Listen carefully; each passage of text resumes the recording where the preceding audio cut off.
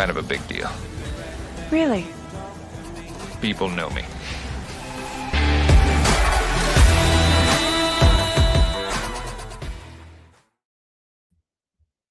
What is happening, everybody? This is Nick Marty with Bearded Bison Breakdowns. Just doing a Thursday. It's Thursday schedule release. So it's been a crazy day. Just been hectic at work and just now getting home from basketball practice. So it's just a crazy day. We're going to talk about the NFL schedule release. Today, it came out. A lot of things came out this week, today, about who's playing who on the week one schedule. We got a leaked schedule yesterday of the Seattle Seahawks, I believe, are opening up against the New England Patriots. Look, we're going to talk about a lot of things that are going on, not just around the NFL, but in the youth leagues and everything like that. I'm going to open up the lines. If anybody wants to join me, want to tell me their take on the NFL schedule or not, hey, I'm all about it. I just, want your opinion. Tell me who your team is. Tell me, what you think of your schedule. If you think it's going to be a rough, how many wins, go from there. So we'll get started. I'm going to go ahead and I'm going to look up the NFL schedule with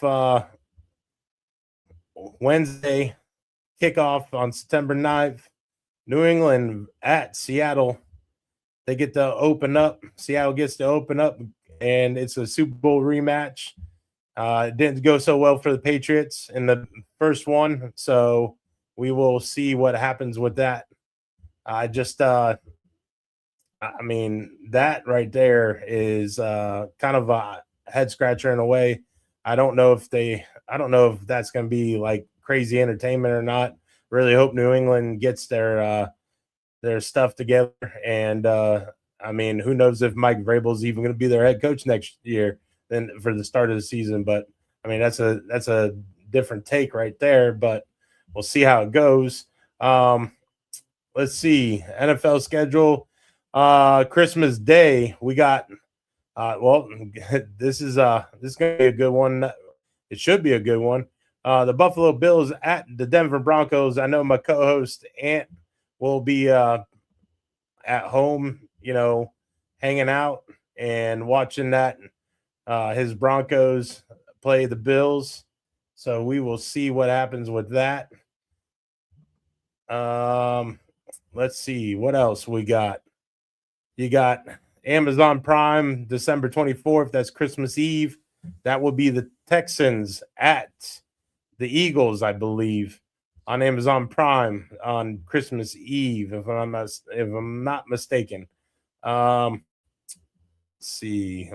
We're gonna go.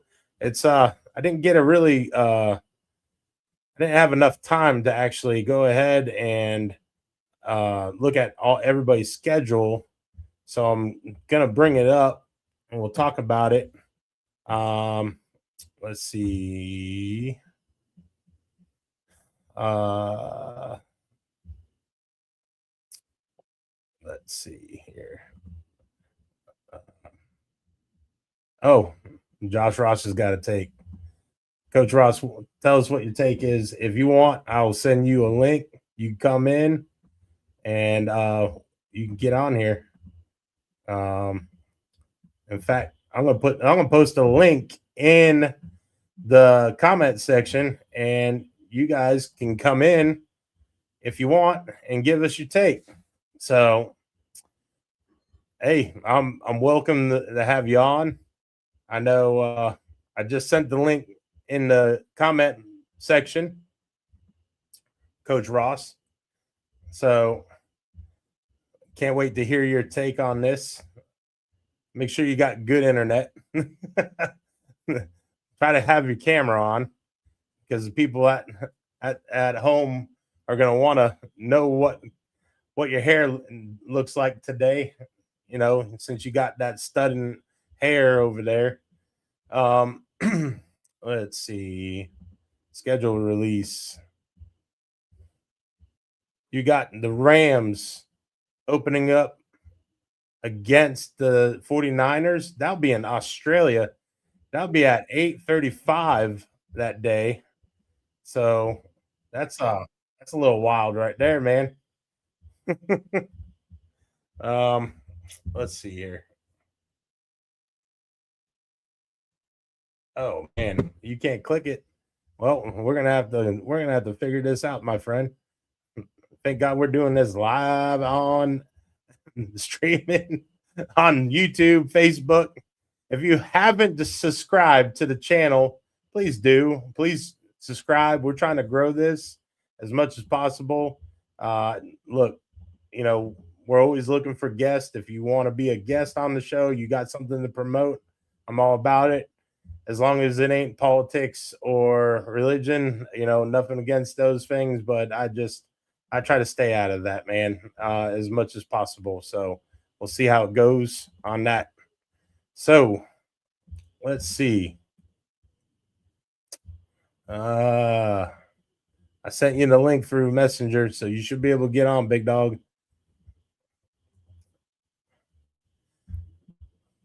The schedule release.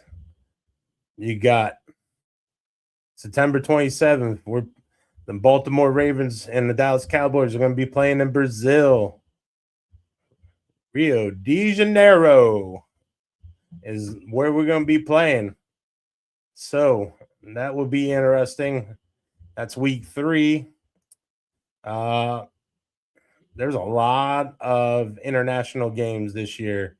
Minnesota Vikings play the San Francisco 49ers November 22nd, week 11. They go play in Mexico City. That'll be a night game. New England Patriots versus the Lions in Germany, week 10. That'll be in November. Here we go. Welcome with the man that looks like a damn freaking Fabio got reincarnated. What is up, Coach Ross? Hey. What's up, Coach Marty? How you doing, man? Doing good, man. Doing good. What? Tell us your take. Have you seen the schedule? I've got to see this. I'm a Bucs fan, born and raised here. I've been a Bucs fan since day one. But actually, my take is actually about the Kansas City Chiefs. Are we seeing the downfall of this iteration of the Chiefs? Because the two things that stood out with them, they're not on Christmas Day, and just like the NBA, the teams that the NFL want to showcase is on Christmas Day. They are not on Christmas Day this year. And they are not. And two, they pushed to be an international game. They wanted to be the Falcons' opponent. They are not Atlanta's opponent international. So they have for the first time in years, they're not one of the international games. So that's got to be obviously every team could have a different situation. This isn't telling for completely telling how it's going to go, but is the NFL starting to signal the Chiefs are this window is starting to drop? I mean, it's a good question to have because I look at it as I haven't gotten to actually see the actual schedule. I know they the Broncos come to Kansas City the Monday Night Football. So I think that was just to give, to give Mahomes an extra week or so to prepare, because they say he's ahead of schedule, which is crazy to think. I can't. They're kind of like the Yankees of football, man. You think they're dead. You don't think they're gonna be any good, and then they just somehow keep surviving. That's just my opinion on it. They do, but it's like every. It's like every great team of every sport. It's like every great team of every sport. You're starting to see that with the Lightning and hockey. Their window's been great for so long, but you're starting to see that window, the core group with Kansas City aging out. Travis Kelce's on his last legs. Mahomes getting older. Like it's weird for us to say like I'm getting old now because I'm saying Mahomes is starting to age out. They've lost some key pieces over the years. They've not been able to replace. They're not as good outside as they have been. That offensive line is not what it used to be. Defense is still solid, but it's not. It's hard. It's hard to replace that year in and year out with the cap structure. We all know this and everything. It's hard to replace it when you're drafting number 20 or lower every single year. You're not bringing in that guy you can build around in other positions. It's hard. It's really hard. So I think every now and then you see that window drop, and then they got to do some form of rebuild or rehashing of the nature. Like it's tough to keep going. Let's talk about the Bucs schedule real quick. Help me out there. I have not. I know. I saw a graphic where like their middle tier as far as strength of schedule, but I haven't seen the actual schedule. So you play at Cincinnati week 1. Yep. What do you think? I mean, you're always again. I don't think the Bengals roster is as good as it had been in the past. I mean, the Bengals is one of the worst run organizations in sports overall. Like, that's one of the cheapest owners ever. But at the end of the day, you still got Joe Burrow, and when Joe Burrow is healthy, there's not you're talking Mahomes level. Like that's how good Joe is. And when Joe is on, it can be dead. But the thing that people don't realize is with the Bucs last year, that was one of the most injury riddled teams. They were almost as injury riddled as the 49ers. Mm-hmm. I mean, that's a different year if you have Mike Evans and you have Chris Godwin healthy. Even towards the end of the year, Ibuka got hurt. We were hurt on defense. Like that roster is still pretty good. I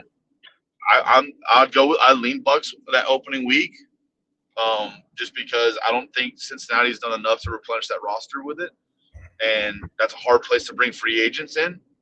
So I want the Bucs week 1, and I don't sleep on the Bucs. I'm not saying that's a Super Bowl team at all, but that's going to be a good team to try and get back and take that division over. So here's my take on Cincinnati. Cincinnati has upgraded their defense, but has not really improved their offensive line. They draft Connor Lew, I believe, in the 2nd or 3rd round, center out of Auburn. Connor Lew is a pretty good center, but that's not what's hurting them. What's been hurting them is their tackles and their guards, their guard play. To me, I don't feel like they addressed the offensive line good enough, but Burrow has been taking a pounding. The offense, I feel like, will flow and will still always be there. That defense, they did get an upgrade in Dexter Lawrence. Now, are they getting the Dexter Lawrence that was a couple of years ago where he was dominating, or is he getting kind of like at the end of his career? And Dexter Lawrence is 28 years old, 29 years old, I believe, and he is still a top 10 or top 5 actual D tackle in the league, but Dexy Lexi isn't going to be is he not going to be the same? They did get Mafe from the Seahawks. They did improve that pass rush. I just feel like that secondary is a little shaky. The linebackers are they're subpar. The team I think that's going to surprise a lot of people if they get good quarterback play is your week 2 opponent, which is the Browns. The Browns come to Tampa week 2. That'll be your home opener.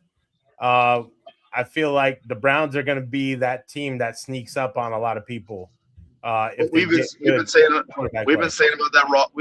that roster for years. I don't think they've had the right head coach.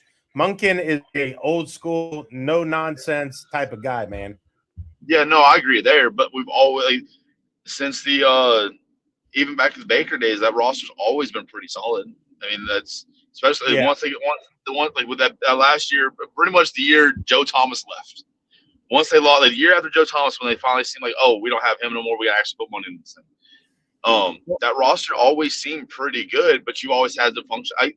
They're just as dysfunctional as an organization as the Bengals. Like, can you ever count the Browns to be successful? But are you ever going to? What? Here's my take on that: is they've rebuilt that offensive line, and we know trenches mean anything. They already had the defense. Now, do I think that defense is going to take a step back because they lost? They didn't retain Schwartz because Schwartz wanted the head coaching job, and Jim Schwartz didn't want to not be. He wanted to be head coach or nothing. He was like, I'm not going to be under a guy that I've never been and everything like that. And Monken is a no nonsense guy, and he's like, well, if you don't want to be here, then then you don't have to. You can sit at home and get paid. Yep. So week 3, you guys have the Vikings coming to Tampa. Week 4, Packers come to Tampa. I think it's week 5. You guys go to Dallas, Thursday night game. Then the following week, you go and you play at home against the Steelers. Then you have at Carolina, at home against the Falcons, at Chicago. That would be a Sunday night game if it doesn't get switched. At the Lions the following week. Basically, you kind of got the old school NFC North schedule going, man. Bring back the young days. Packers, Vikings. Oh my! Hey, speaking of the Vikings, before you move on too far, did they make a mistake last year moving on too early from Kirk Cousins? I feel like they made a mistake. I feel like both of them made a mistake because. And I also feel like they made a mistake by picking McCarthy because they should have tried to do whatever they could to get Drake May. But I also believe too that they screwed up by not trying to collect picks and try to get and set themselves up for a actual legit, franchise quarterback. I was kind of like thinking that they might stock up on picks and then trade a boatload of picks to get Lamar, because Lamar would thrive in a dome, and I feel like Lamar would want to play with Double J, Justin Jefferson there, So what are your thoughts on the schedule so far? That's a pretty tough opener. I mean, especially that stretch when you go on Minnesota. Minnesota's still good, even with that issue. We're talking about a quarterback. Packers are good, and then you turn around. Like everybody talk about Dallas as they all do, but Dallas is a formidable opponent. So you're going Minnesota, Green Bay, and then you got to walk into that Dallas game Thursday night on a short notice. That's a tough stretch to open the year. Yeah. So I remember, like I saw yesterday, the strength and schedule they have is middle tier. What they do, they load up the front end on us. The beginning of that beginning of the schedule, that's pretty tough. Yeah, and then you got after Carolina again, you play the Chargers in Tampa, then you go to Baltimore. Now Baltimore has not been good for you guys against Baltimore the past quite a few times we played. It's kind of been a murderer's row with that, So then you have the Saints at home in Tampa. Then you're at Atlanta. Then you play the Rams in Tampa, and then that's a flex game. And then obviously you're at the Saints, the last game of the season. So we got pretty lucky on our travel schedule this year because that's 2 West Coast trips we don't have to take. Yeah, you don't play an international game, right? No, I don't think any international games. Do we travel to Green Bay? Go back to Green Bay, Minnesota. Do we travel to either one of those places? No, I think you go. Hold on here. Let's see. Let me bring this back up. By the way, I kind of dig the Titans' new logo. I do too. They're old. I do too. It's one of the best, I think. Listen. So we had that camp, the QB camp in Nashville back in December. They're building that brand new stadium out there. Good Lord Almighty, that thing is massive. It's literally right next to the current Nissan Stadium. It makes Nissan Stadium look like you just put Raymond James and that's just next to Citrus High School. Like that's it is going to be unreal. It's going to that new stadium is going to change the entire complexity of downtown Nashville. I keep on. I know Jelly Roll keeps on pushing the be the opening singer for that stadium. You know, he keeps on pushing for that. It needs to be Tim McGraw. Tim McGraw is the opener for the Nashville Predators. Just go ahead and make Tim McGraw the opener for everything. You don't think a homeboy from Tennessee should get it? Yeah, Tim McGraw's already got his stance in there. Let him have it. Let him have it. Okay. Go ahead. Let's see here. Oh, by the way, there's a score update. 42-14 right now at halftime. Sure. Yeah, I just saw the other one I saw because I got a quarterback. Another one playing tonight. Bellevue is at ZCA. The last score update I had on that one was 6-0. 6-0. Who? ZCA, but that's going in the second half. So Bellevue's doing pretty good, holding up. I know ZCA hadn't been, but with BJ Hall and that staff he's got there, and the roster updates that they have made as a organization, there's a lot of things I'll say about that, but we'll leave it alone. That's ZCA's got a good roster, and for Bellevue to be able to stay with them and kind of handle business and hang in there means Bo Hartwell's doing something pretty good over there for the Rattlers. Listen, shout out to Bo. I hope to have him on. You know, I love Bo. I've known Bo for a very long time, ever since he did Cane Shades back in the day, where they would give away Cane Shades. By the way, Bo, Coach, he still owes me damn shades. He still owes me some shades. They didn't fit. You're falling on deaf ears right now, dude. He's trying to win a football game. Stop calling him out when he's trying to win a football game. Listen. He ain't listening to the show right now, but he can watch the recap show of it. But you know, he can listen. We'll clip it. We'll clip this part. Because he does owe me some. He owes me some cane shades. Me and him. Coach Hartwell, get the man some cane shades. All right. Can't have him upset out here. I know he's got boxes of it somewhere. I know he doesn't have any. But all right, are they any good? Right now I'm on the Los Reyes kid. They gave me an affiliate code, so 10% off Los Reyes if you want to need some sunglasses. But actually I bought me a good pair of glasses. of glasses. These are Los Reyes right here. These are actually pretty good sunglasses. Hey. These ones right here, I bought these off of eBay or Amazon. I gotta buy special glasses. My head's too damn big, you know. So I'm not. You had to have the Triple X bucket hat, didn't you? You had to have the Triple X bucket helmet. It's gotta be size 8 for this hat, you know, for big hats like that. So when you played, you had to have the old school bucket that still had like the white foam inside, the little round part. No.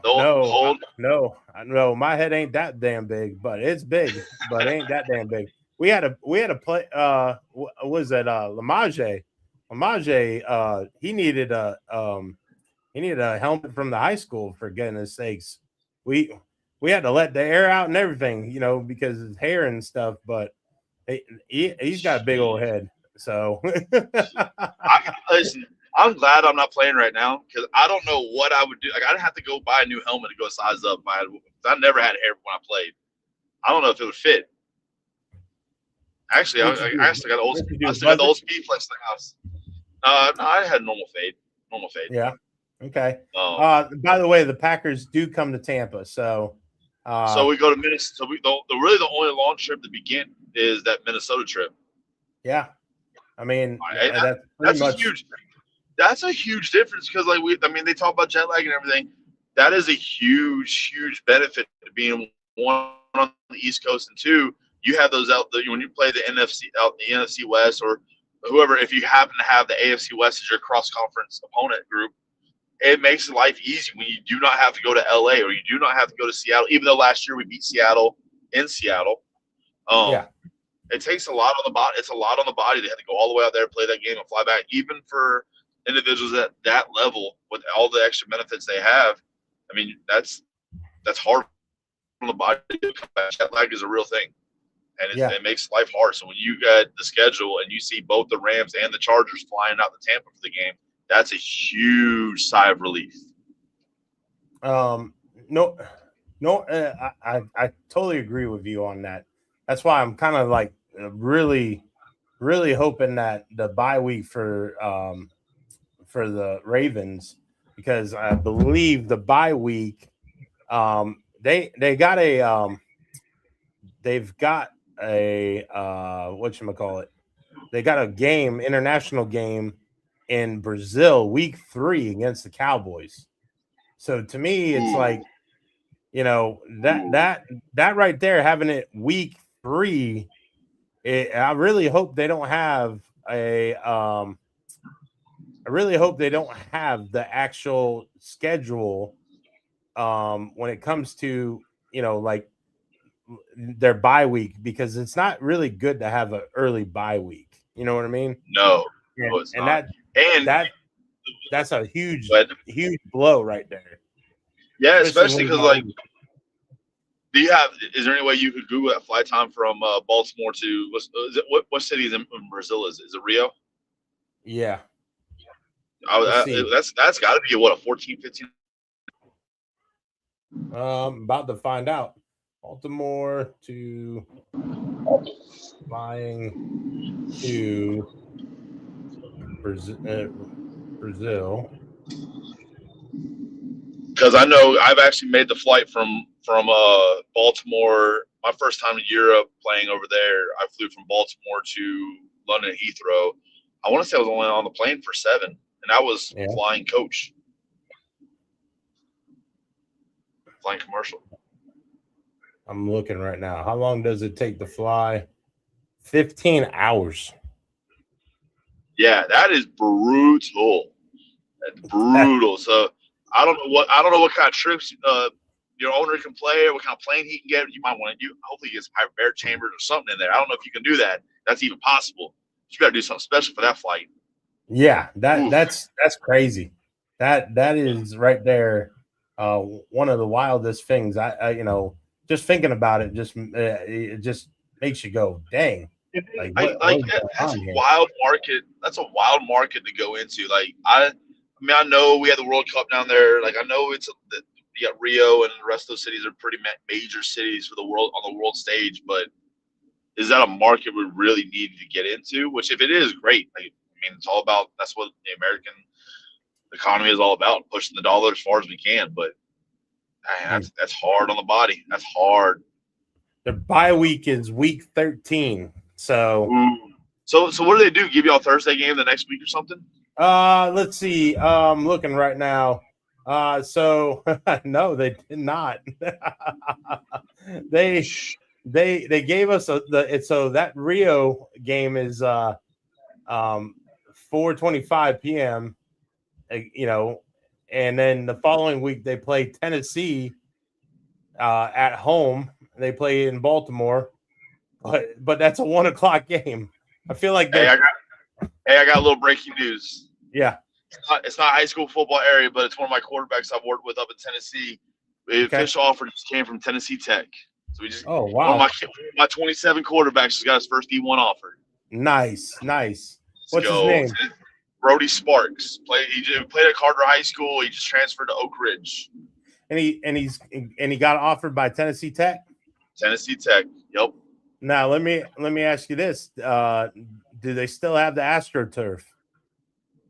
No, they've got turf, but I think it's upgraded from that. Okay, they got rid of the AstroTurf.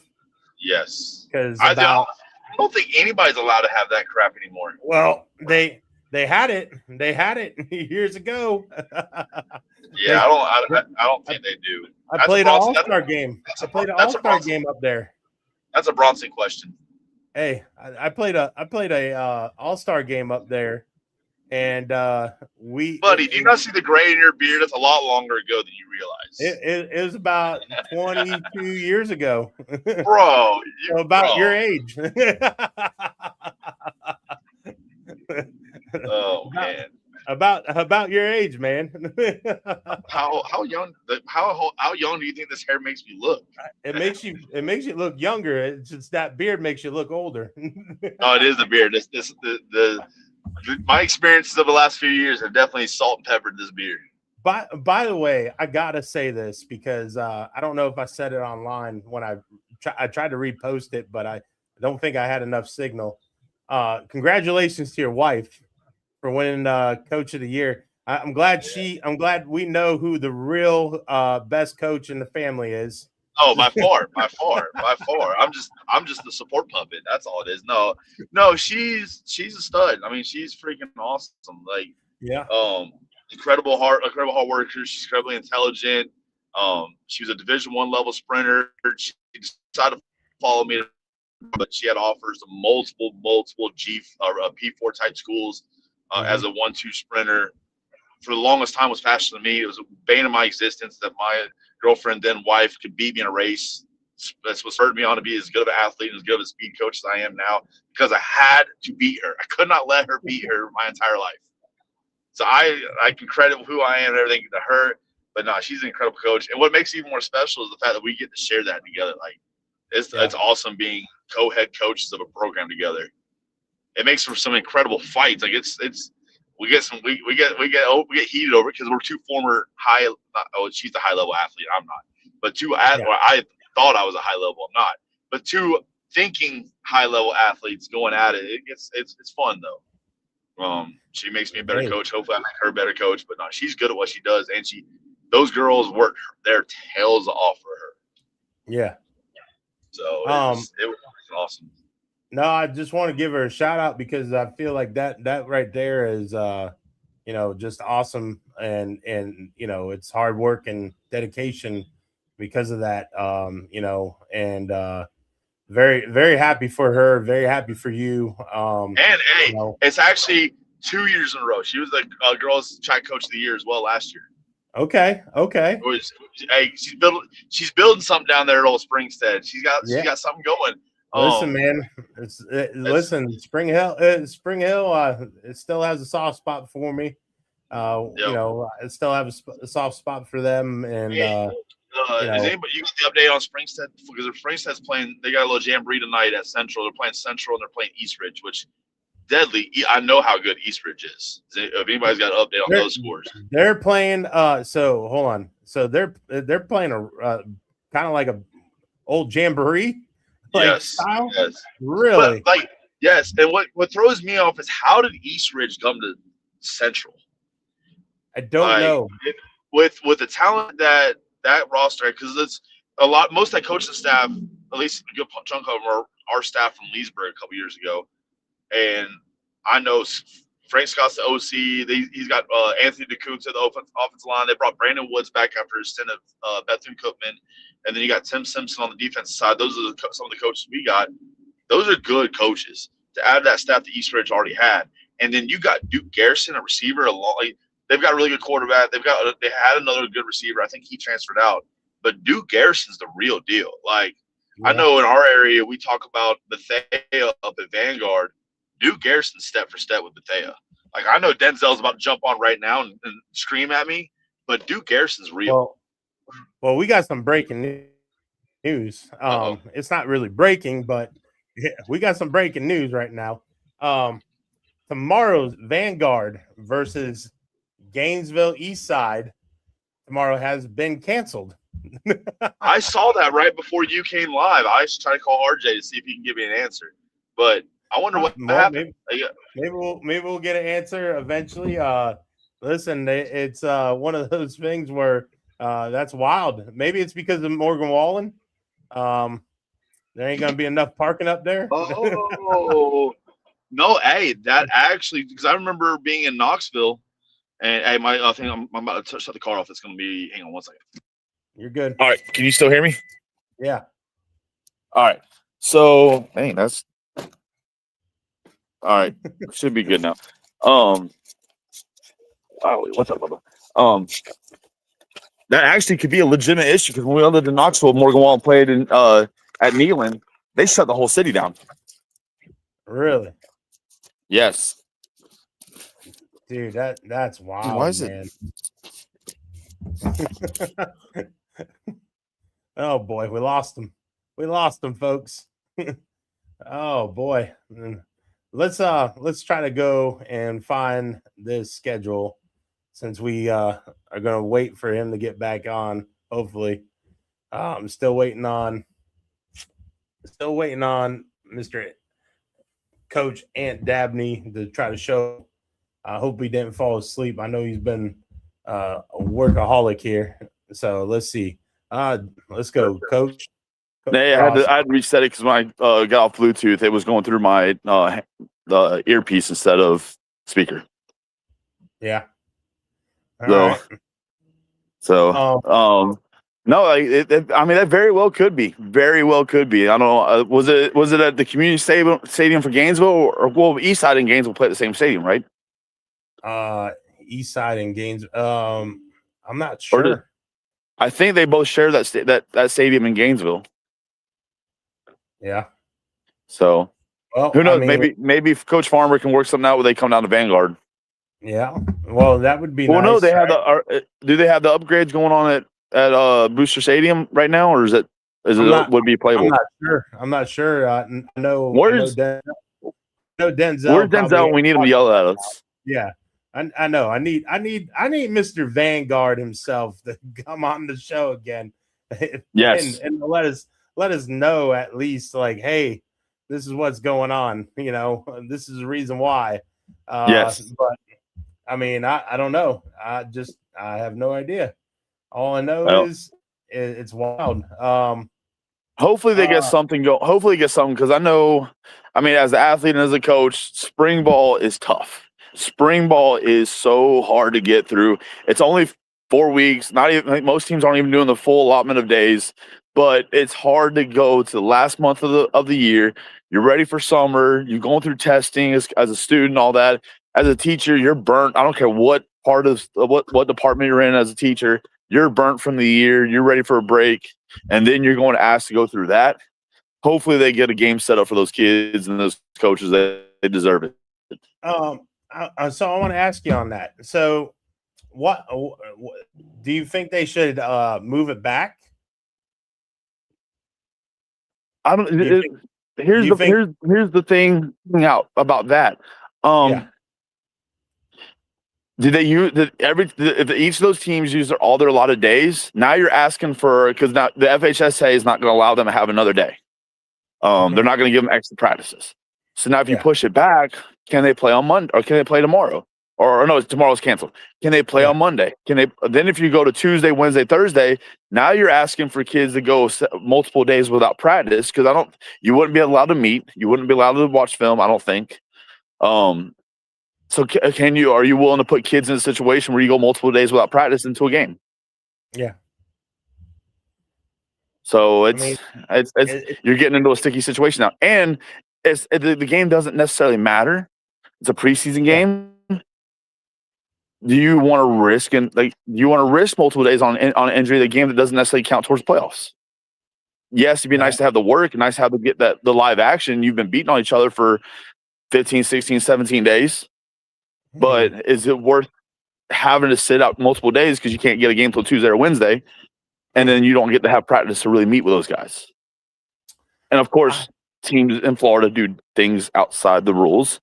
But if we're talking legally, you can't have multiple more days than it's allotted for you by the FHSAA. Yeah, you don't want to violate that.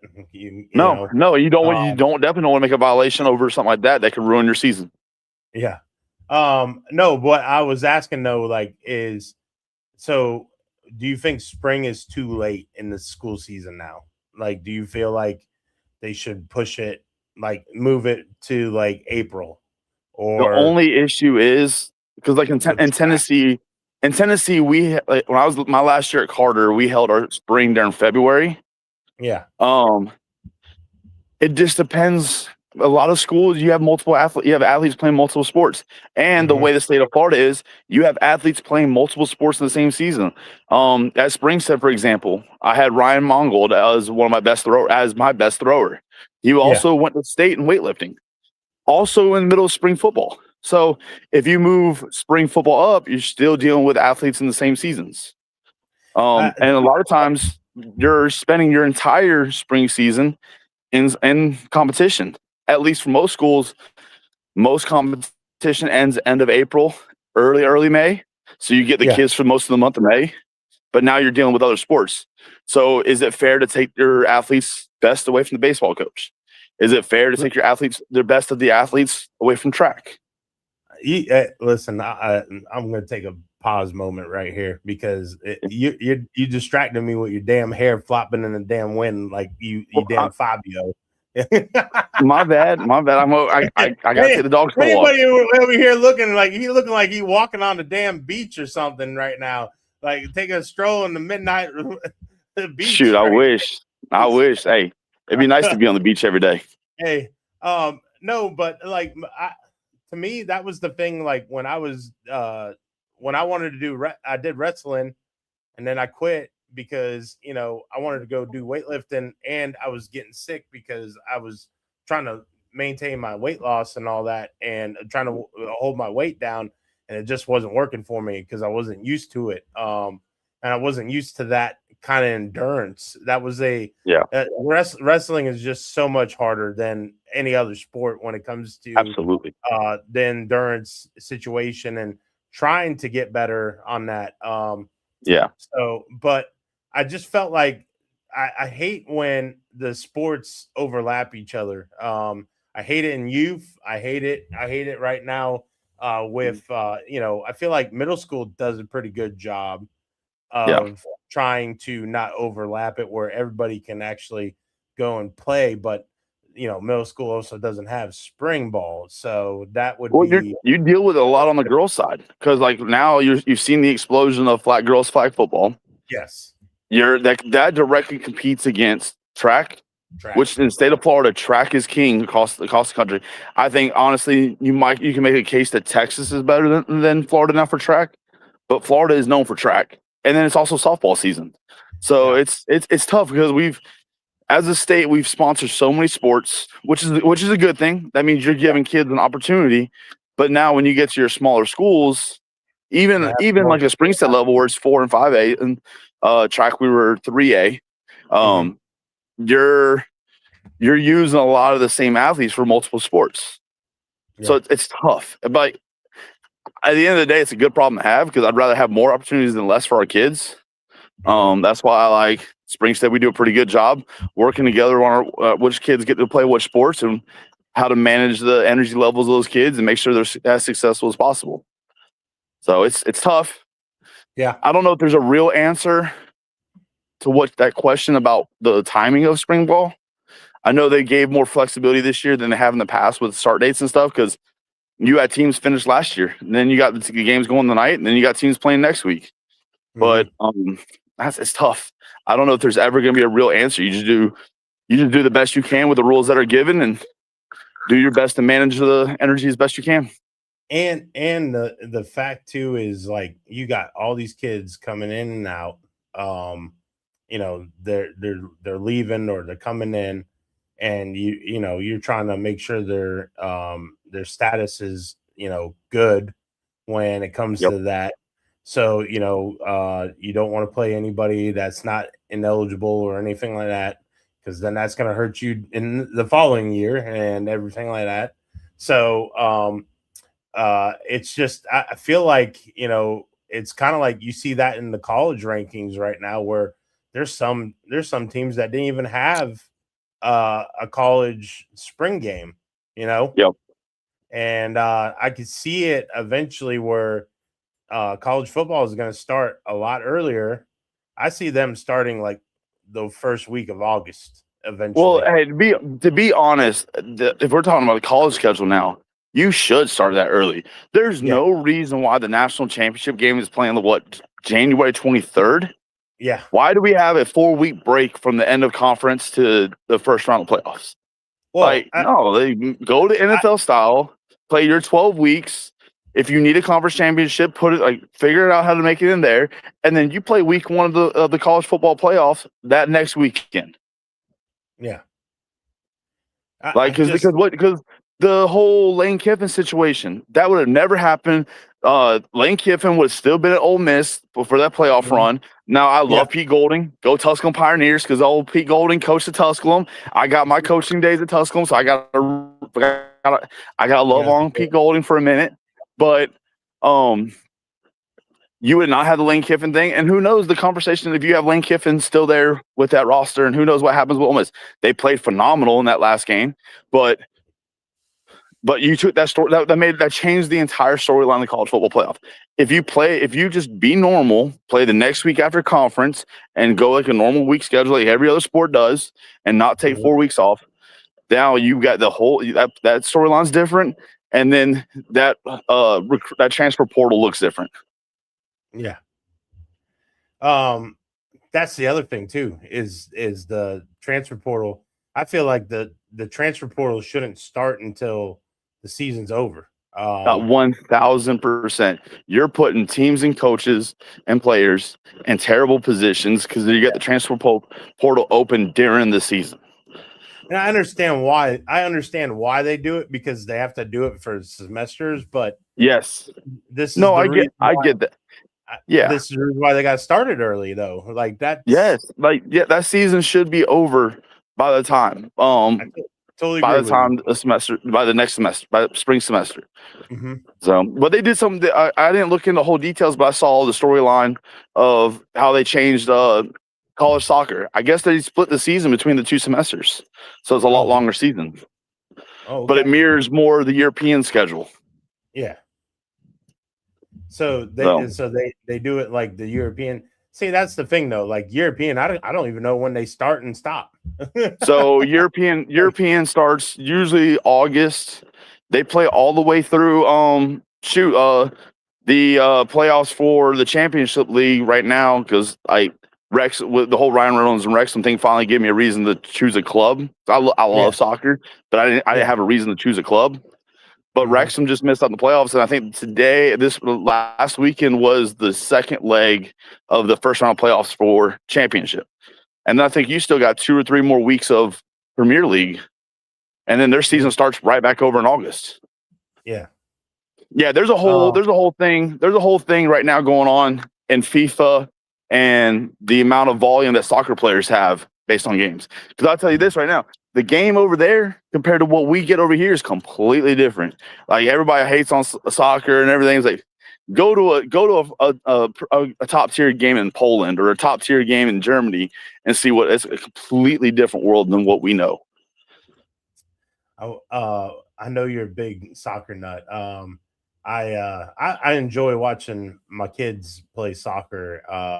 What I really can't stand is the up and down inconsistency of reffing. That's the one thing that bothers me about some of these soccer tournaments and stuff, because you go 2 games without like having any calls or anything and just letting them play, and then you're calling it all on one side, and then you literally a kid gets elbowed right in the ribs and goes down, and you still are letting it play, and it's like you're not going to call that guy. And then you call like these terrible freaking offsides, or you don't call any offsides at all. And then, obviously not a lot of people know what offsides is in soccer, but it's basically, when you advance the ball and you're ahead of the last defender and you don't have the ball yet. It's kind of like one of those things where it's like it's really crazy to learn, first of all. And a lot of people don't understand it, but when we're watching it and the last defender is like so far up, and you're basically cherry picking, and you're getting the ball, and they don't call it at all, but then they call it where the guy is like, here's the last defender, and he's the offensive guy is barely ahead of him. They called it. I was like, you got to be kidding me. Yeah, no, it's a different. You call it at the end of the game. Like you called it at the end of the game. You might as well have just swallowed your whistle and not even call. Hey, listen. That's you're getting on top of the bane of the existence of us Wrexham fans from this year. We're playing Oh, I can't remember who it was. I want to say it was our FA Cup loss. Who did we? Oh, we played a Premier League team. Okay. I'm blanking out right now. But we got a goal taken back. Would tied it up. VAR. And what sucked is it was literally part of a guy's knee. I think it was Josh Windass. His knee was slightly, I'm talking like micrometers in front of the defender, and VAR got it, and it disallowed the goal. And that would have kept us in the FA Cup. And I think we were in the quarter, or it was the round of 16. Was the round of 16? And if we win that game, and then the first time Wrexham had made it past that in 100 years, so like that, something ridiculous. Mm-hmm. So, oh, that's crazy, dude. It's a different world. I mean, it's the same thing we deal with here with refs. Like it's. I mean, with other sports, like we don't pay our refs, especially the youth leagues. You don't pay refs, so you got volunteers doing it. And then the way our culture is, they do pay refs in the youth leagues. Yeah. Well, but then you got to deal with parents, and at the end of the day, like parents, their kids are the number one thing in the world. Like, and you're gonna get very emotional. You're gonna get very objective about your kid, and if things go wrong, you're gonna deal with a certain way, and it's hard to deal with.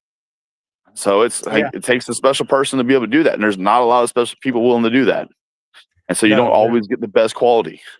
No, you don't. You don't always get the best quality, but it's kind of like good coaching. You know, it's very hard to get a consistent good coaching throughout all youth leagues and stuff like that.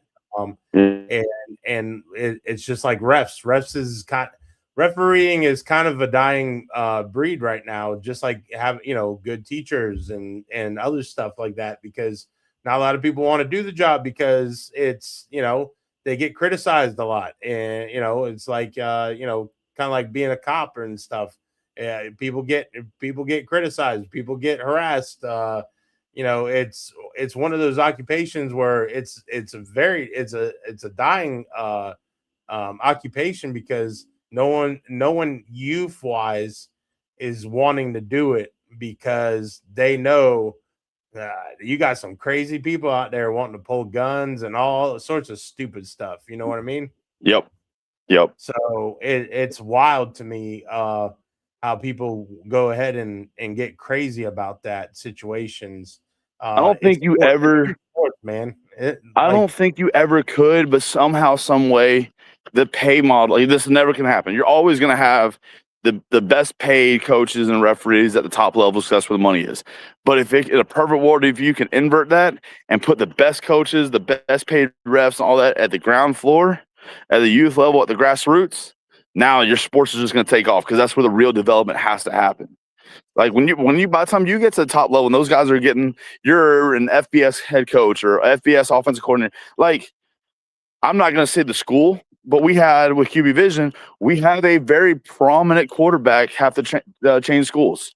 He went from a Power 4 school to another Power 4 school in another conference. And the feedback we got from that OC as previous school was like, it was running a middle school offense. There was no side adjusted routes.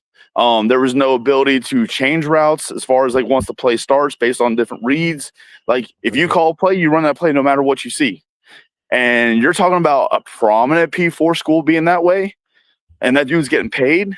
Like, that can't happen. But you're able to do that because those athletes are so good. If you can do that at the grassroots level, where your kids are just learning how to move, let alone play a sport, and you teach them the basic fundamentals of being an athlete, that's going to, one, explode sports across the board. Doesn't matter what sport we play in the United States. And two, they're going to be a lot healthier human beings their entire life, because they're way better developed. Like, they're going to be healthier. They're going to have less injuries. They're not going to be overworked. If you put the best coaches and the best fundamentals and the best developers of athletes at the grassroots level, sports would be so much better. But how do we make that happen? Like, you're not going to get those guys. Like you're not going to get paid doing that. There's not enough money. There's not enough eyes on the sports or anything like that for that corporate money to get in there to do that. So that's why, like, I feel like that's why we were so behind in soccer, is because these countries are taking kids that are like, what, 10 years old or probably a little younger. And they're going to the academies, the soccer academies. And that's all they do is do soccer all day. Yep. That's all they do. That's all they're being trained to do. And to me, like, we're missing the boat because we should be doing that here. We should be trying to do different occupations where if they funnel it down and actually invest in it, it will last a lot longer and you'll get more consistency. The reason why people like me and myself and others that, will put that tinfoil hat on and say that sports are, fixed and rigged and all this stuff. Well, it's because you got majority of your NFL and NBA refs from one high school or two high schools in the state of Pennsylvania. And it makes you go, is it because they know somebody, or is that like a hand-picked thing where, you manipulate it and everything like that? I mean, that's for another discussion on another night, but just saying, like, we're kind of like we're playing with fire with our future when it comes to not investing on certain things that need to be invested in, because and now you're stepping into a whole quagmire of conversations and topics and wormholes we can go down and rabbit holes we can fall down. Not today. I just we did open gym at BLA. Shout out to Coach Thomas and Coach Ryan for allowing my team to go go participate in the open gym. There's some good teams there that we were going against, and basically kind of humbled my team and made them kind of made them realize that it's not always easy, and I preach good, play hard, play defense, play aggressive. And we didn't do that tonight. So it was kind of disappointing. We only scored like, I think 4 points total out of the 4 games we played. So a little disappointing, but you're going back in the lab and we're going to go practice against Coach Ryan's travel team tomorrow. And then we have a game on Saturday. So it's going to be a fun season for basketball. I just, want to make sure I develop these kids into better players. I just want them to be more aggressive. And I feel like that right there is what's missing in the youth. They don't know how to turn that switch on. And I know that was my problem when I was a kid. I was Mr. Nice Guy. I was Mr. Teddy Bear, and didn't know how to switch it. So now you're about to push me down the rabbit hole, because that's my biggest thing. Is at the end of the day, so like my profession overall, like yes, I have my history coaching. Most people that are going to see this or clip this, or whatever, know where I've been and all that stuff. But my background is sport performance, kinesiology, human movement. That's where I cut my teeth. I was a college strength coach. I had offers to go Division I as a strength coach. But I'm here. I chose to go to high school because, one, as a strength coach and doing that, high school is actually a lot more feasible for family life. Like, it's a lot more stable. You actually get paid more. Like, shoot, I was offered a Division II college strength job this year, and one offered me $35K. No, double it maybe. I'll take it for $70K, but I'm not coaching 10 teams on a $35,000 salary. No, not doing it. Love you guys. I love that. I love the people at that school. I got some of those coaches I've known for 20 years. I love those guys. Nope. Yeah. But at the end of the day, like, we don't teach humans how to be human anymore. Like, our ancestors knew how to hunt with our hands. Like, we knew how to make utensils with our hands. We gathered food. We hunt for our food. We knew how to run, jump, move. We could sit around a campfire, but not sit. We would squat on both feet and our butt sitting down on our heels, like Asians still do, because that's still part of their culture. Yeah. Well, we put our kids 8 hours a day sitting at a desk, following a strict rubric, and there's no creativity. We don't do a lot of the group session stuff anymore. It's all computerized. That's why we're starting to see the huge fight now about computers or pen and paper. Not we're doing even less to our kids. I think that we're our kids nowadays that are on test scores are 10 year are less than what they were 10 years ago, for the first time ever in the history of humankind, being able that we began studying and collecting this kind of data. And at the end of the day, we don't teach our humans to move. That's why I love my profession, because now I give a chance to help them become better humans. Because if you can teach a human how to run, jump, lift, stay strong, stay healthy, have a strong heart, learn how to eat right, learn the importance of sleep, that human has a better chance to be successful, because that's what it takes to be cognizant during every day. Like, you got to be rested. You got to know how to fuel your body properly. You got to know how to move properly to live a long, healthy life, to enjoy the life that you're going to build. And right now, our society doesn't do it. I told you, you're going to put me down a rabbit hole that actually means to me. No, well, let me bring you further down that rabbit hole. So I believe I saw a clip. I don't know if it's true. Don't quote me on it. I don't have a Jamie the fact check it or anything like that. But I believe the people that created public school, their kids were homeschooled. It wouldn't shock me. No, like there's actually you're seeing an explosion now, especially the middle school years. I've got plenty of friends that we have, and actually parents that I train their kids.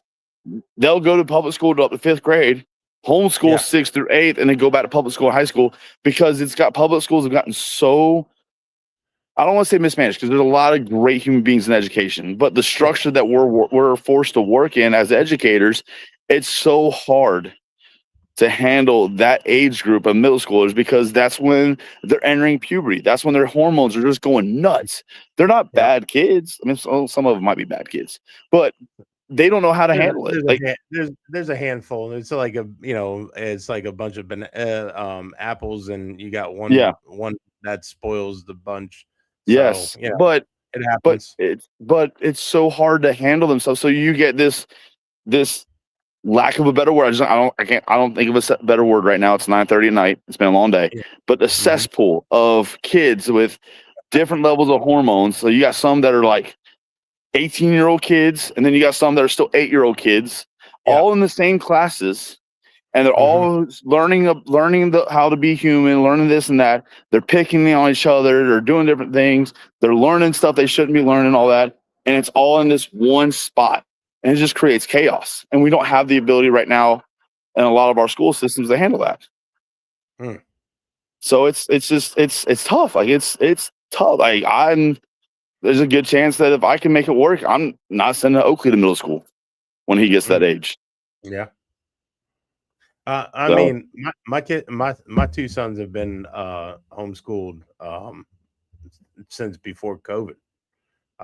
Has it helped them? I mean, it's all about perspective on that, To me, is it really worth it? In a way, it's not. I feel like the narrative is always, hey, we got to push them to college. We got to push them to college. Now with AI and everything, I feel like it's just one of those things where it's like, okay, should we keep pushing the college narrative, because AI is taking over a lot of those computer jobs? And man, bro, like you're sitting here creating rabbit hole after rabbit hole after rabbit hole we can go through. Like, I feel like you're making me put this tinfoil hat on or anything, because I honestly, like, as a college athlete, I went to school. I chased athletics. Like, I enjoyed school. I was good in school. Like, I love math. My original dream was to be a meteorologist. That's what I wanted to do. I wanted to be the pilot that flew into hurricanes. I could see you being the damn meteorologist with the green screen in the background. No, dude, I wanted to fly the NOAA plane and have all the different data collection tools for hurricanes. I was just fascinated with hurricanes. But I know, John, but I'm messing with you, because I know you could be like, the weather today. I don't have light, but it's 84 here in Orlando. We got 86 in Lakeland, and it's 82 on the beach. I know where you need to be tonight. But But what makes our college experience so much tougher is the proliferation of the access to student loans. Think about any other type of loan: a mortgage, a car note, a business loan. A business loan can be kind of easy to get, but you got to have a plan. You gotta prove why you need this. Student loans, however, 18-year-old can walk in and just go sign a $100,000 loan, and they just give it to them. That is nuts. So you get all these boomers and other people that didn't go to school and hey, you got to pay your college, you got to pay your college loans down. It's not fair to the rest of us. You're right, but who in their right mind gives an 18-year-old, when we know science has proved it, your prefrontal vortex does not fully develop until you're 25. So you're telling me you're 7 years away from being a fully developed human brain, and you're going to give somebody a $100,000 loan and they haven't done nothing in their life to prove they deserve that? College is crazy. How can I? And that's the hard thing about being a college coach or being a high school coach pushing kids to college. How do I justify sending a kid that's a good football player to go to a Division III school when they don't give athletic scholarships? And let's say he's a 3-1 student.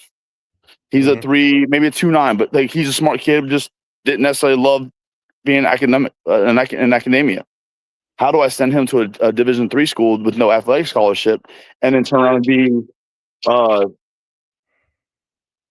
if not more? When he can go to trade school, pay for it $4 or $5 grand, and make that the first week he's working. Oh, I know, dude. That's what I said. And my sons want to go to trade school, and everything like that. Not knocking the college way, but I'm just saying, there's a lot of options now for young people that the narrative when I was in school where it's college or nothing, and it's oh, that's not always true, man. And it should not have been true back then. Yeah. Well, it shouldn't have been, but they try to push it. Let's try to reel it back in since we don't want to go down all these rabbit holes. Here's a thing. That I found the list of ready for primetime games. So you were saying that that the Chiefs weren't that many. There weren't that many games of the Chiefs on primetime. They actually have 6. They have 6 primetime games, but they don't have the Christmas Day or the international game. That was the point I was making. Yeah, but what I'm saying though is so the Rams have 7. Bills, Chiefs, Cowboys, Packers, Seahawks, both all have 6. Pats, Eagles, Bears, and 49ers all have 5. And I'm shocked the Bears don't have more. Ravens. Yeah, I'm a little shocked about that. But Rams, Steelers, Ravens, Steelers, Texans, Giants, Commanders, which I'm a little shocked about the Commanders. Lions and Vikings all have 4. There's Carolina, Bucks, Chargers, which I'm shocked about the Chargers. Broncos, Jags, Bengals, Falcons all have 3. Colts only have 2.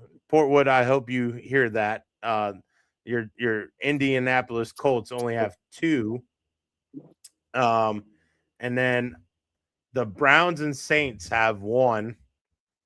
And the teams that don't have any primetime games right now, as of right now, are the Titans, the Raiders, the Jets, the Dolphins, and Arizona, the Cardinals. That's because nobody wants to watch the Miami Dolphins. Sorry, Bo. I gotta say it. No one wants to watch that. Can we get the Jets Dolphins of the Color Rush game on a Thursday night?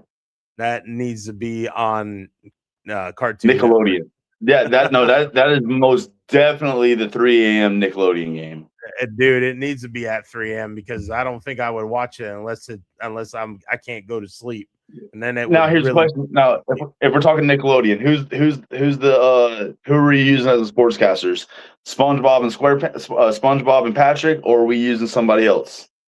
Actually, I would like to have, if we're talking about all sorts of Nickelodeon characters, I would like to have Rocco as my sideline, Yes. my sideline reporter, so I can have an Australian accent and a wallaby. And then, SpongeBob, I don't know. He's a little overplayed. I think you got to bring. All right, so your main person, your Mike Tirico, is Arnold from Hey Arnold. No, that's it'd a be given. Gerald. It'd be Jared. No, Yeah. no, it has to be Arnold. Man. It has to be Arnold. Arnold is the most low key. It can't be him. You got to be level headed in that scene. No, it can't be him because you know why? Here's the reason why it can't be him is because the fact that Gerald would always get asked to tell the story of like the Stoop Kid and all that stuff. You know what I mean? He was always like the guy that had the legend of the stories. So he was a great storyteller. So that's your pregame. That's your pregame Marty Smith. Okay. All right. Okay.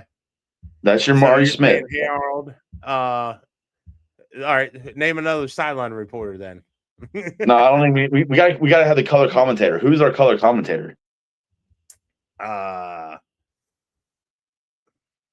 think you can go. And I don't think you can go wrong if you choose one of the brothers from Rocket Power. Okay. Yeah. You don't want the uncle? No. Hey, you know who be one of the other sideline reporter? Kataki from Hey Arnold. Yes. The girl. Yes. Helga. Yes. The savage. Get all of that. Or no, Rugrats. What's the older cousin? Angelica. Yes. No, not is Angelica. Not is do we want Angelica? Yes, Angelica. Yes. We have Chucky. Yes. Chucky could be one of those spotters. Yes. No, you put Chucky. No, Chucky's Bear from College Game Day, the pregame show. Now you got me. This is what happens when I can sleep here.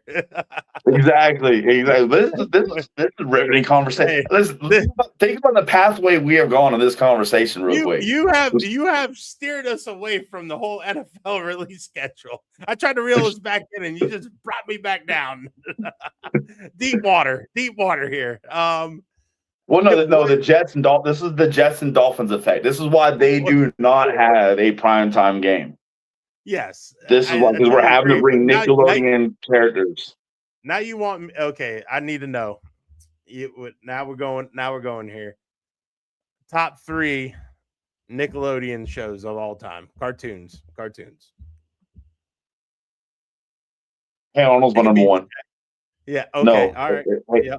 Hey Arnold's number 1. Rocket Power's number 2 for me, and Doug's number 3. It's gonna be Hey Arnold. I'm gonna say Doug, and then Wild Thornberries. Oh, Wild Thornberries! But we also didn't say Rugrats. Yeah, but I wasn't a big Rugrats fan. Oh, I was a big Rugrats. I still got the Rugrat movie that went to London. Yeah, it was an orange VHS case. The VH thing you put in the player was orange. Honorable mention is Rocco Modern Life. Yeah. I was not a fan. I think I was like just a year or two too young for Rocco. Yeah, because I was not a Rocco fan. I was a Rocco fan. Angry Beavers is another mention. Angry Beavers were good. Now I know this might be a little bit off kilter because Cartoon Network's a little obviously different. But I was a what's it called? Rocket. Why am I blanking? I see the name Rocket. It's Rocket Racer, whatever it is. They made a movie with not Rocket Power. Talking about Cartoon Network. No, Disney Channel. He had the white. right? He had the white. He had the white race car with the red logo and the yellow letter in it. Why am I blanking on it? Too much. I don't have sleep. They remade the movie with old High School Musical buddy was the driver. Speed Racer. Speed Racer. There we go. Okay. Speed Racer. Speed. I remember like old school Cartoon Network late at night. It was Dragon Ball Z and Speed Racer.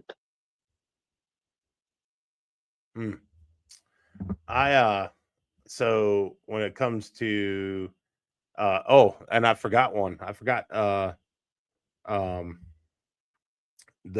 one of the OGs, Ren and Stimpy. Ren and Stimpy. Yep. Yeah. I was just too young for Ren and Stimpy. Yeah. It was one of those ones where it was a lot of weirdness. Yep. A lot of weirdness going on there, man. Yeah, because like I was in that transition period where you had like Rugrats, Hey Arnold, and then went to like I know it's Disney, but it's more Phineas and Ferb and stuff like that in Disney. Yeah. See, so how old are you again? How old? 35. 35. So you're about my sister's age. My brother's a little bit older than you, just probably a couple years older. He would watch like Yu-Gi-Oh and Pokemon and that was like Yu-Gi-Oh! Pokemon was one I came through. I didn't really watch Yu-Gi-Oh! I didn't mind Yu-Gi-Oh. I was more Pokemon than Yu-Gi-Oh. Pokemon, it was like I couldn't get into it. I was like, I'm too old for that. The one that everybody slept on was Digimonsters. Yeah, he watched all of that, dude. He watched that religiously. He'd watch Ed, and Eddie. I hated that show. Yep. I hate it. It was it wasn't my cup of tea. Let's see what else. I don't know, man. I just some cartoons I just just never got into. I was definitely more Nickelodeon Disney than I ever was Cartoon Network. I was old school Disney, like Gummy Bears, the Jersey. The Jersey. Remember you remember the show The Jersey? So they had so what it was like this old sweatshirt, and different episodes. What they do is they'll put that jersey on of who they wanted to be, and it'd be like Steve Young or Jerry Rice or Wayne Gretzky or whatever. And they become that player. Okay, that was pretty cool. That was pretty cool. It's older. It was older than me. But it was that was a pretty good one they had. And then all the Disney movies like Blink. Not High School. Blink was good. Johnny Tsunami. Johnny Tsunami was pretty good. Yes. The garbage picking, field goal kicking Philadelphia phenomenon. Yes. Yeah. Yeah. Dude, they don't do it like they did in the old days now. Oh, dude, don't let me get started on that because there's some shows, man, that I love, man. Like I grew up He-Man, Thundercats, Voltron. I grew up on Snorks, Smurfs. They ruined Smurfs. Smurfs ain't the same. I'll watch the old Smurfs, not this new crap that they got going on. Like I said, Rescue Rangers. I remember Rescue Rangers. DuckTales. Hey, whoa, easy. What? Easy. DuckTales? The new DuckTales is pretty good though. It's not bad, but it's a little different. I like the new DuckTales better than the old DuckTales. No. Yes. Stop it. Yes. Stop it. Yes. Stop it. I like the new ones better. Oh. I went back and watched the old ones. It's just not the same anymore. Dude, I love me the old ones. I think they did a better job. I think they did a better job with the new one. Granted too, like that was my son's favorite was the new DuckTales, so I got to watch it through his eyes too. So it kind of hit different. Okay. But I still rather do the old DuckTales. Just like, they try to come out with Thundercats, a new version of Thundercats. And it was like the Teen Titan animation version. and I was just like, Yeah. what is this crap, dude? Didn't Like, they redo that with the mutants? yeah, Teenage Mutant Ninja Turtles. That's the other thing that I rather watch the old school one. I don't know now for Teenage Mutant Ninja Turtles. I thought they did a good job with the new movies, and they're supposed to be making like a gritty version of the story. I can't remember the name of the storyline, but it's when they The go Last in. It's in the Ronin. future. Yes, The Last Ronin. I'm excited to kind of Yeah. see that when it comes out. Yeah, Because that's it's supposed to be good. adult and grit. Yeah. Yeah. Because Netflix released a version of it, and it was pretty good. Did they? Yeah. I think it was The Last Netflix. Ronin?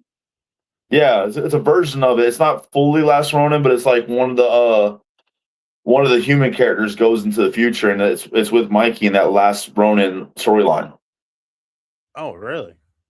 Yeah. I have to look that up then because I didn't see that. I know I'm looking forward to June 5th. He-Man comes out. I'm a big He-Man fan, and There's something coming out. There's something good coming out May 22nd. There's a something lot of coming good. out. There's a lot of good movies. There's something big coming out May 22nd. Is it Spider-Man? It might be. I can't remember, but I know that's the one storyline so far of Marvel they've kept pretty well. Yeah. Since Endgame. You better knock on some wood because supposedly the Punisher is going to be in there. I said so far. I know. Don't jinx it though. I feel like the new Spider-Man is going to be good. They got the Sinister Six in there, I believe. So Sandman and all them guys are going to be in it. I'm a little worried about bringing Jean Grey, a new version of Jean Grey. Yeah, I feel like they're gonna probably do really good with the X-Men though. I hope so. I think they did a good job with Fantastic Four. Yeah, I think they did a good job with that. Yeah, I felt like it needed more action though. It was like very long. It did. It prolonged a lot. I was but you gotta remember too, though, like Endgame and the Avengers before that, like those two movies combined really set a tone that will never be matched again. Yeah, you're right. That right there will never be put together again because no movie franchise ever took 12, 13 years to set up like that did. And then to have the payoff that it did and to be as successful as it was, like that moment with Captain America will never be recreated by anybody ever again at that level. It just will never be done. Never. And the guys that played certain characters, it was like, like Tony Stark, like, dude, Robert Downey Jr. is like legit. Like, I can't see anybody playing Tony Stark besides him. No. No. It's like, I can't. Chris Evans. Steve Rogers. Chris Evans you'll never replace Thor with Chris Hemsworth. Yeah. I can't see anybody else do it, right? You'll never see anybody doing Black Widow like Scarlett Johansson. Like those, they did such a great job. Yeah. Yeah, you can't. I can't see them remaking it 20 years from now when we're older. And I hope they never do. Just come up with a whole new storyline.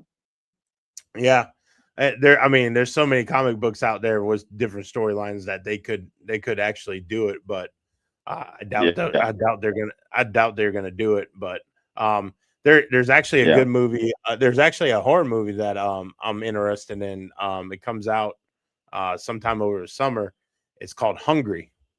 It's about hippos, because hippos are the most. Don't they have the highest concentration of testosterone?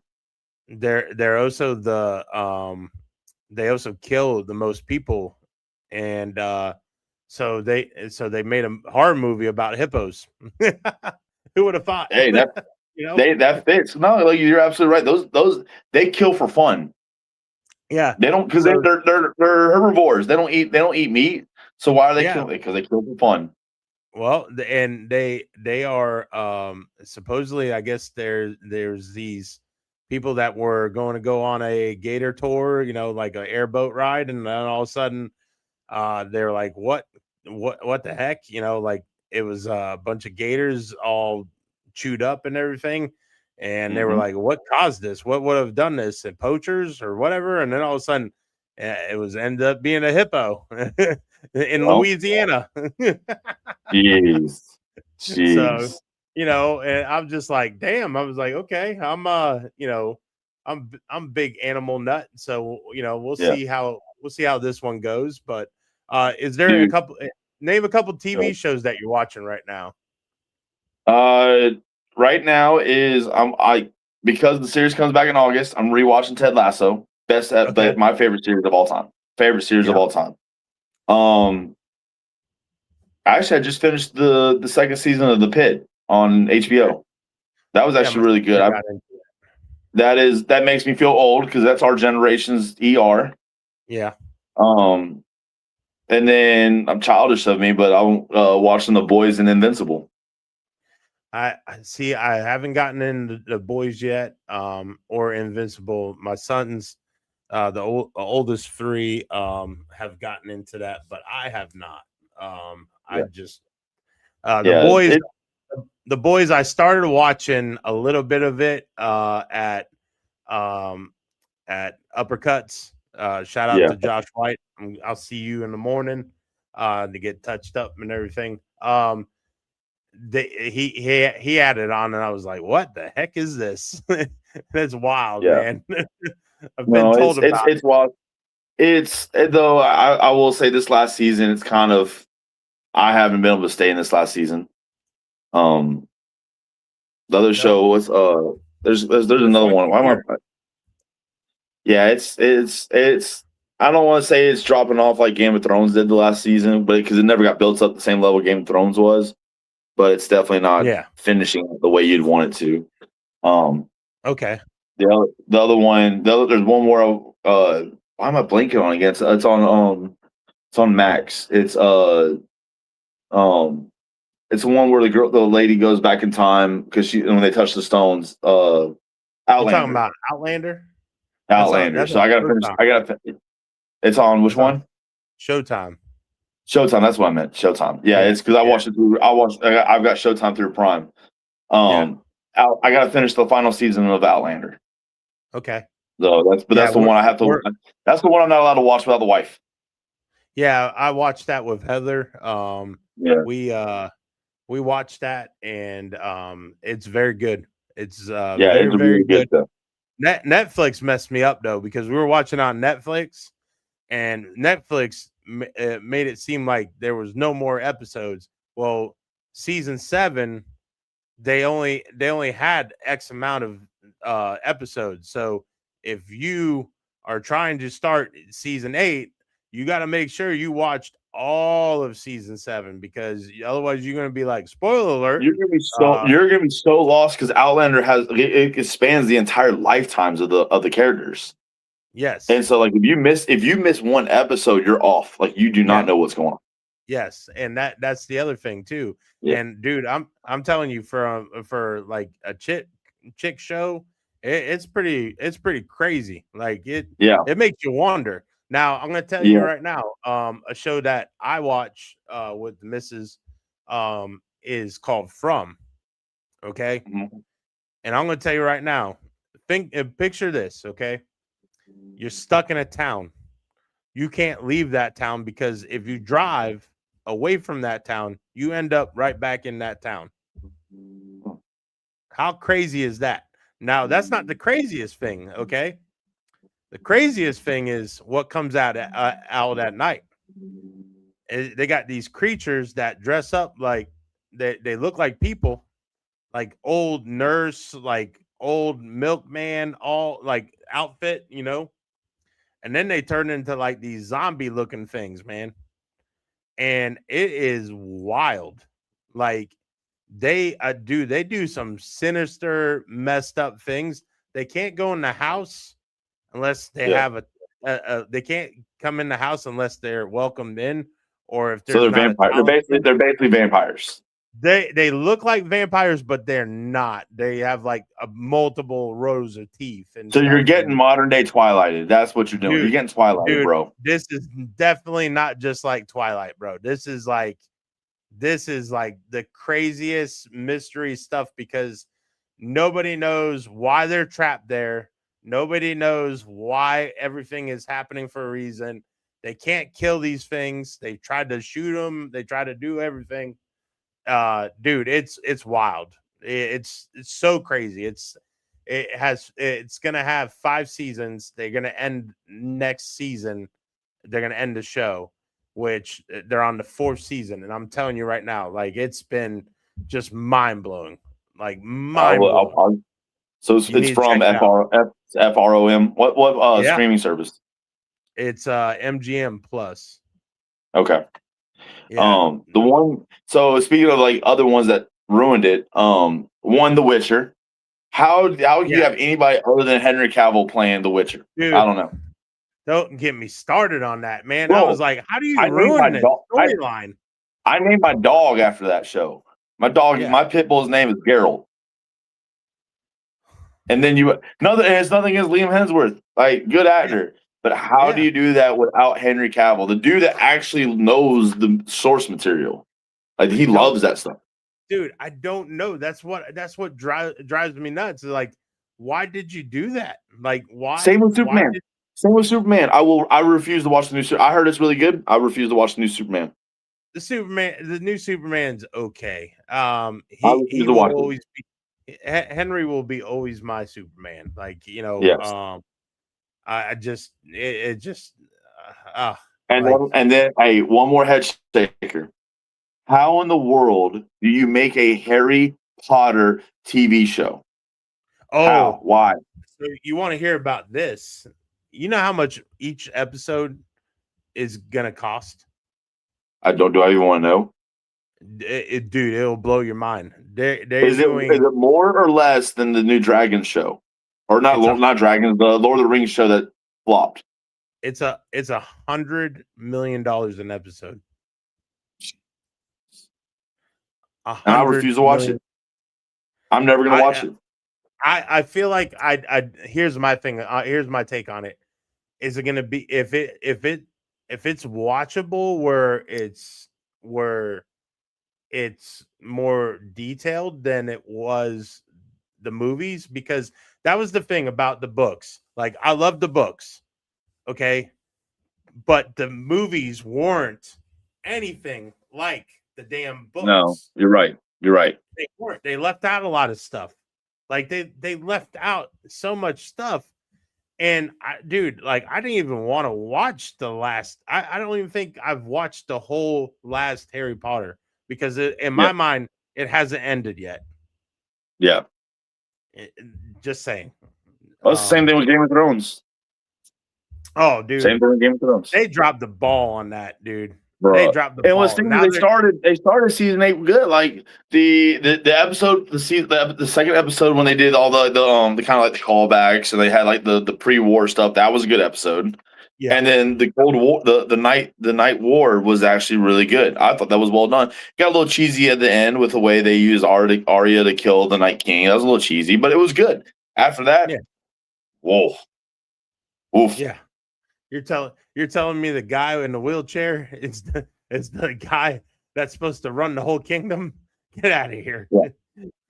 Well, so I can see. Honestly, I can see him. I can see Bran doing that. I could, but set it up. There's got to be a better setup to it. Yeah. And don't get so far away from source. I know George R. Martin has not wrote the last books, but don't get away from his vision. At least let him be a part of it. Don't excommunicate him out. That's why the Duncan Egg series was so good. One, they pared it down so it wasn't so long, so they had less they had to deal with. But man, they stayed on point. The source material, like almost to a T. There was a couple things they changed compared to the. You talking about that night show? Yeah, the night of the Seven Kingdoms. Yeah, the novellas are called Duncan Egg. Okay. If you read the novellas, it's right on point. They flip flop a couple things or whatever, but it's all pretty much. It's just they had to for structure of the show. That show started out a little slow, but it was good. I just wish the episodes were a little bit longer. I just wish there was more to it because you leave us on such a cliffhanger. Yeah, but with that show, because of the type of show it was, you couldn't add more. It was meant to be as lighthearted as it was. Because that's how the novellas are. You know, it's a good show on HBO. Speaking of HBO, Rooster. Rooster. Yes, Rooster. With, hey, at least we're not mentioning 90 Day Fiance. Rooster is was Steve Carell. Mr. Oh yeah. I love Lamp. Yeah. Do you really love Lamp? Yes. I love Lamp. He plays Professor, and it's actually very entertaining. It's very, very entertaining. Love that show. Speaking of entertaining, certainly full circle back. This is how boring a schedule release podcast can be. There's only so much we can talk about. And it's all we can blame this all on the Jets and Dolphins. We can blame this all on the Jets and Dolphins, but you know what? Hey, by the way, it is 49-28 going into the fourth quarter. Yeah. And then I have an update on Bellevue and ZCA. Bellevue won 14-6. Oh, nice. Congrats. Bo, hey, we know it's a spring game, but Bo Hartwell put a damper on BJ's Hall start to his next coaching stint. Bo, I listen, love Bo to death, and I think he's going to do so damn good. It's a go, not a no Bo. No, dude, he is throwback to heaven. He has injected so much life in that program that it's sky's the limit. Sky's the limit. Now, how about obviously they haven't done anything yet, but how much I see freaking Lake Weir all over social media now with Glenn Stanley. I don't know anything about him. I just know I happen to be friends with him on Facebook, but I see Lake Weir stuff all the time now. Yeah. They probably got a good social media. I'm hoping they help. I hope Lake Weir. This is what I was kind of thinking about earlier in our conversations. We have Vanguard, kind of have Forest, but who else? TC's not what TC used to be. Why is that? I know Westport beat Hudson. From what I've been told, the line of demarcation from when Trinity was Trinity, when they were in that state championship, 3 years ago now? I think it was 22 was the last year they were in the state championship. They lost their DC. That's when Preston transferred out. Brantley's last year wasn't what they thought it was going to be, and then you haven't seen the injection of life that you thought you'd see with Clint Hart. It just hasn't been to the level they thought it was going to be. And you're seeing he's the head coach now at Forest. He's the head coach at Forest. Yeah, and Forest is doing some pretty good. I'm not saying Forest is Forest like what you would think they would be. Right now it's Vanguard and Vanguard alone in Marion County. There's nothing else. Not on that level. Dang, I would love to see. No, I mean, I have quarterbacks at almost every school up there. I've got I've trained quarterbacks for just about every school up there, and the one team that's got it right now is Vanguard. I would love to see Westport freaking build up, and big shout out to them beating Hudson last night. They beat Hudson. Hudson's got even though they lost Christian Garrett to Nature Coast, they still got some talent on that roster down there in Hudson. Yeah, it's a good one for win. We got Bellevue beating ZCA. Marion County's doing some things. ZCA. I know it's BJ's first semester at ZCA, but they got some talent on that roster. There's some talent that's going down there. So that's not a bad team. They just beat. You got I don't know. You saw Lake Weir all over social media and stuff. Who else am I missing? TC, Vanguard, Forest. Westport. Who else am I missing? Shoot. I'm not 100% sure I don't up think I'm there. missing anybody. I don't think I'm really missing No. anybody. But you would like to see at least one of those schools do better. Kind of Westport, create right? something there. Yeah, Westport's right there Yeah, too. yeah, Yeah. yeah. They're not at Vanguard level, but No. but Adrian Nunn's done a good job as a head. He's been there 3 years now. Something like that, yeah. Yeah, I think he got his job when I got my job at Citrus. I think we came Yeah. in the same year.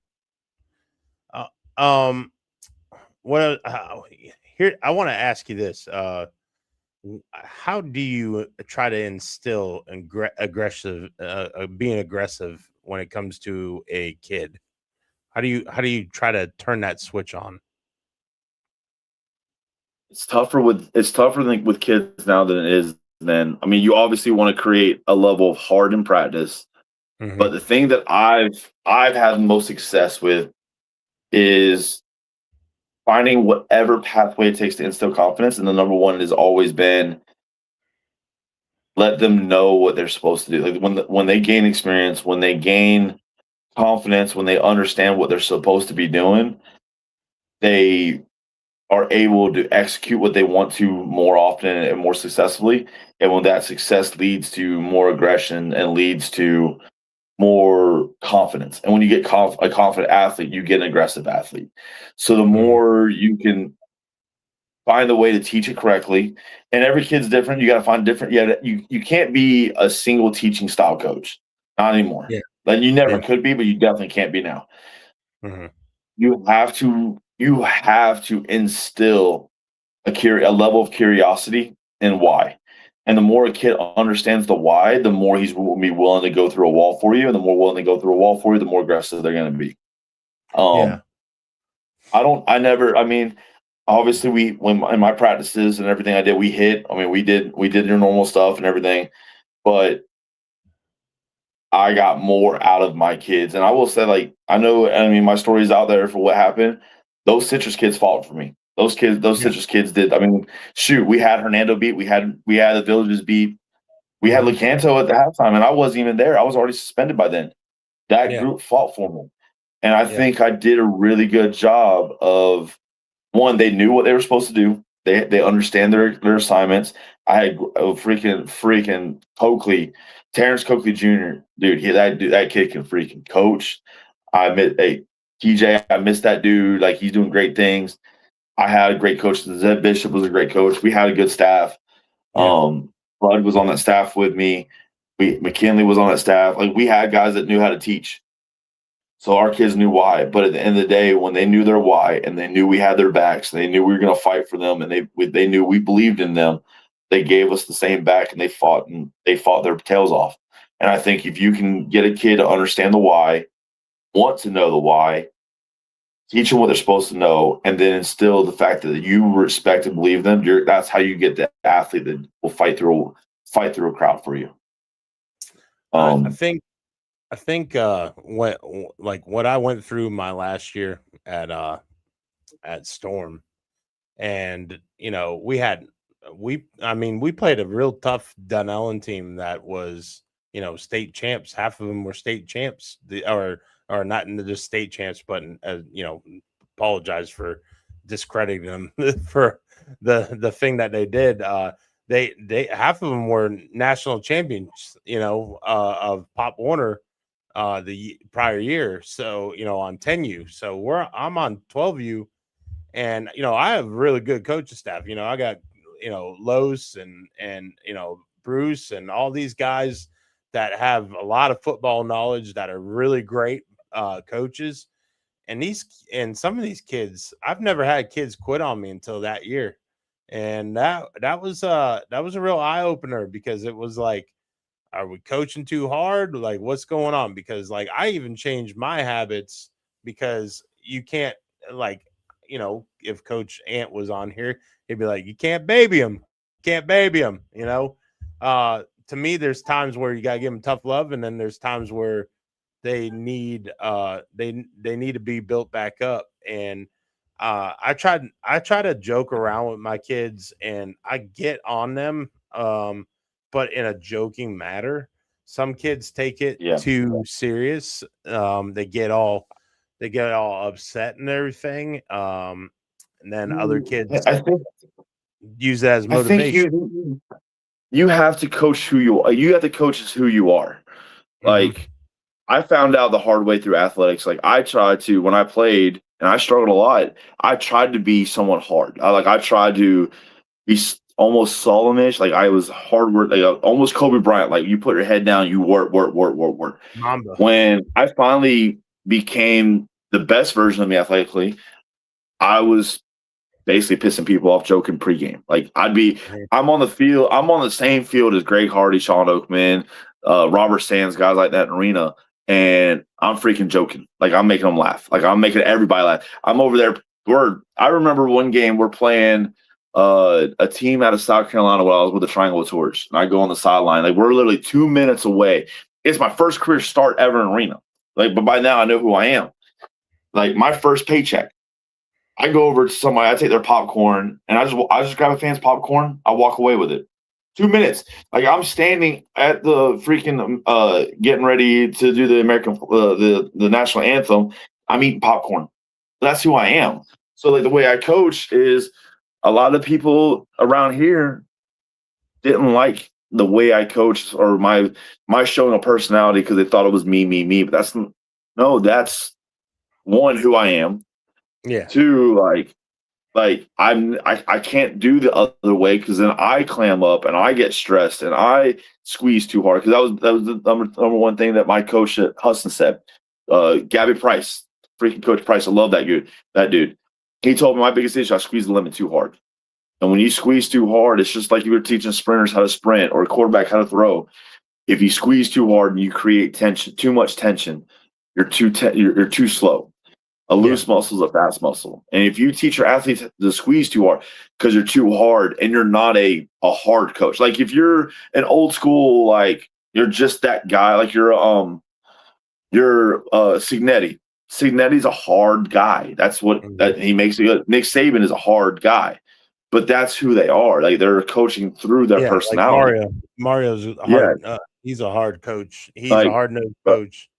You know, and I think you would like. There's something. A lot of the guys that played for me still know that I may not necessarily be hard, but I had a high standard. Like you had to live to a certain standard, or you didn't play. Oh, yeah. Like it's just like, but the way you get to that standard, you have to coach through you. Like you have to be you. And for me, I'm wearing Nemo cleats in the middle of a game on Friday night. I don't care. I'm coaching my Finding Nemo cleats. It is what it is. All right.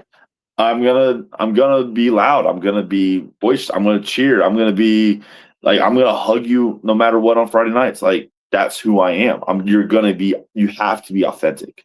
Because the one thing I will say about kids today compared to previous generations, they can smell out fake faster than any generation before. They're better at it than us. Yeah. And if you walk in and you're not authentic to who you are, you will never own that room. No.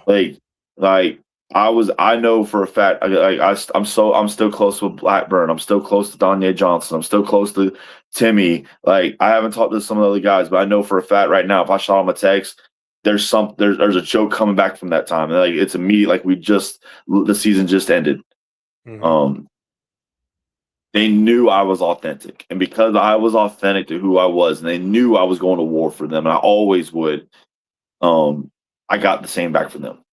Like that's why like it's hard for me to sit there and say, "Hey, this coaching style works." Or do what I did there because that may not work for you. That may not work for someone like Ant. They may not work for someone like JJ. I remember I trained one of JJ's quarterbacks a few years ago, and I'm coaching the way I coach, and JJ yells at me, "Don't you baby him!" And I just look at him like, "Bro, let me do my work." Yeah. So, and now me and like JJ, like, hey, like we've got a kid that we work together with, and he's like, "Coach, you go do you," because that's it. I have an authentic way I coach, and everywhere I've ever been, like I've owned the room, and I'm not in a misogynistic or narcissistic way, but my word stood because I was always true to who I am, and my kids and my parents and then those that didn't fight me, or for lack of a better concept, knew that and respected me for it and gave me the respect and leash and everything I need to do to be successful in a leadership role. My thing when it comes to coaching is it's kind of like that military type of mentality of like you don't leave a man behind. When it comes to kids that are not athletic, that don't know what the heck they're doing and everything like that. Yeah, you kind of get frustrated and everything, but if you show your kids that you're getting frustrated with them, then then they're gonna get even more frustrated, and they're gonna be bad teammates to that kid. I look at it as you don't leave a man behind, and my thing is like everybody should get a chance, and I'm trying to do that right now, where I'm trying not to lose my patience and everything like that. But I look at it as I'm having a great time coaching. No matter what I do, it's just fun to me. It's going to be hard work no matter what, but when it comes to trying to coach, little Timmy who may not be the best at all at stuff, listen, I got to believe in him. I got to believe that he's going to do something good. And it may not be this year. It may be a couple of years from now where he grows into his body and everything, and he's able to get better athletically and everything. And if I've seen a lot of kids that I first coached. They either are still playing or they're not playing at all, and it's not that big of a deal, man. Sports. I love sports, and sports is everything to me, but it's not for everybody, Yeah. not long term Yeah, anyway. and we got to remember too, like wins and losses are important. Yes, like Yes. you don't do sport not win. Like the whole point of playing a sport is to win. But this is incredibly important. What the work we're doing right now as coaches, Mhm. and the things we instill, and the love and the respect and the drive and the care that we put into every athlete, we're not working for the wins and losses. That's not our job is to prepare them, teach them what to do. Their job is to go win. Like we coach to win. We got to give them the game plan. We got to make sure the right situation and stuff. But at the end of the day, we're not playing. Like I'm never suiting up and playing football again. Mm-hmm. Not in a professional sense or in college or anything like that. So what my job is, yes, I want to win. I'm going to coach to win. My success will never be known until it's 2026. First year of coaching football truly was 2018. My true level of success may not be known until 2038 to 2048. Those years. Did I do enough in the arena I was given to teach these kids and teach these athletes what hard is, how to overcome hard, how to absorb a lesson even when it sucks? They'll take that lesson and apply it to a more important facet of life. That's why sports are so important. I hate how a lot of the education world is trying to push sports out in America. Sports is the arena of hard. We don't have hard in our life anymore. Not the strength. And so our job is to apply the strain in a very sensible way. Like there's a right way to do it. Like there's less is more. That adage less is more is very true in athletics. Like you don't the old mindset of grind on the grind, put your nose to the grindstone doesn't work for athletics as far as for performance. But there's still a level of hard that you have to go through because there's lessons that are adamant in this game that are incredibly important for every single human being you coach to apply their life. And so they're successful as parents, as fathers, as mothers, as husbands, as wives, as community leaders. That's our success as coaches. Mm-hmm. Did we provide enough for our athletes that we're asked to be in charge of to be successful? And like that's the same thing as a strength coach. I'm not success. Yeah, it looks successful when I have 40-inch vert jumps. The guys that jump, or guys that are hitting 116 on a 5'10" fly because they're freaking cooking it, or they're hitting 24 miles an hour, or they're dunking, whatever. That makes me look successful as a strength coach. Mm-hmm. What is the most successful thing is when I'm dead. I'll be dead by the time it happens. But when they're 70, 75, 80 years old, are they still playing with their grandkids in the yard? That's when I did my job. Yeah. I'll never see that success. But that's the real win for us coaches. Is do we provide the life lessons for them to be successful in whatever avenue they decide to choose? Well, I feel like that is true. I feel like when you see, I'm at that point where I see a lot of kids that that are going into their junior, senior year now, and that I coached when they were 5, 6 years old. I've got one player who doesn't even play anymore, but he's thriving in ROTC.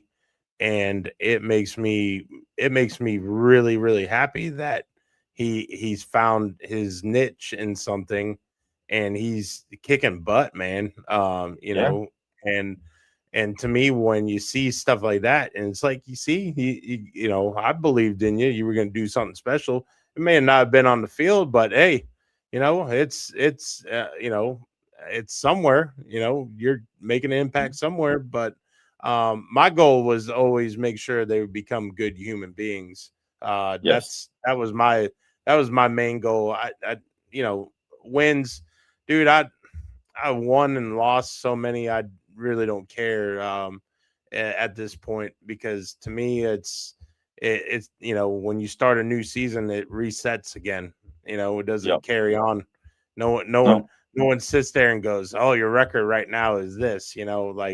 Unless you're in college or in NFL, they don't really care about that unless you're in like a high school coach. But to me, when it comes to youth, I really don't care about the record. I care about the human being aspect.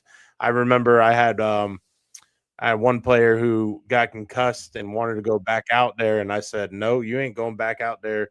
I care about your well-being more than I care about your damn you going back out there to play defense. I really don't want you going back out there, because with all the CTE and stuff like that, it's crazy, man. It's crazy." So we're winding down now, so give me a couple food places.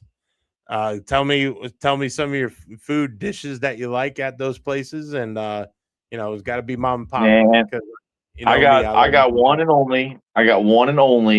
I have to give a massive, massive shout out to Dan's and Crystal River. Okay. The reason part of it's because we got family connection. Wife does a little side hustle over at Dan's. So we have to shout it out. But man, the cook, all their cooks are really good, especially John. Freaking just that regular, just basic black and red fish with fries and coleslaw. You cannot go wrong. But what they are known for, I'm not a clam chowder guy. I do not like New England clam chowders. It's not my thing. So I can't but I will eat theirs because it's good. Yeah. There are people from the north, because I went to school in Maine. Yeah. Those New Englanders are crazy about their clam chowder. Like they're as much about their clam chowder as we are in the South about barbecue. Yeah. I know Florida can't necessarily claim it. Or grits. Or grit. Don't mess with or cornbread. Don't mess with cornbread. Yep. All right.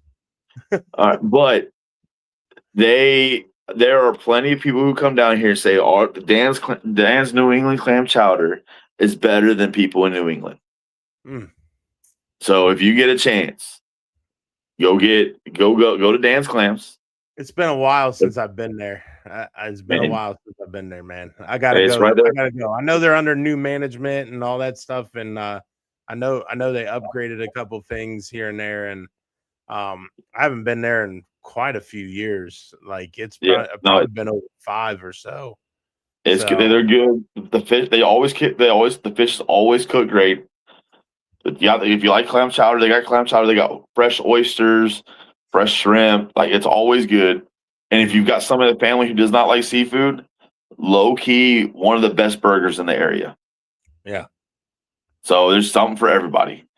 So if you go, you ask for Ryan. If Ryan's not working, you ask for Jen. Those are your two. Yeah. Oh, now he wants to show up. Now he wants to show up. He Now, shows up now. He shows up now. Denzel, before we he has to go need to you. bed. We need an answer. We need an answer, Yeah, we Denzel. need an What answer. happened? Are y'all getting What it happened? fixed? What happened to the Like, we spring need you, game, Denzel? Denzel, we need you. We need you. At least somebody post on Facebook so we can share it. We need to know what's going on. Yeah, we need an update from Mr. Vanguard himself.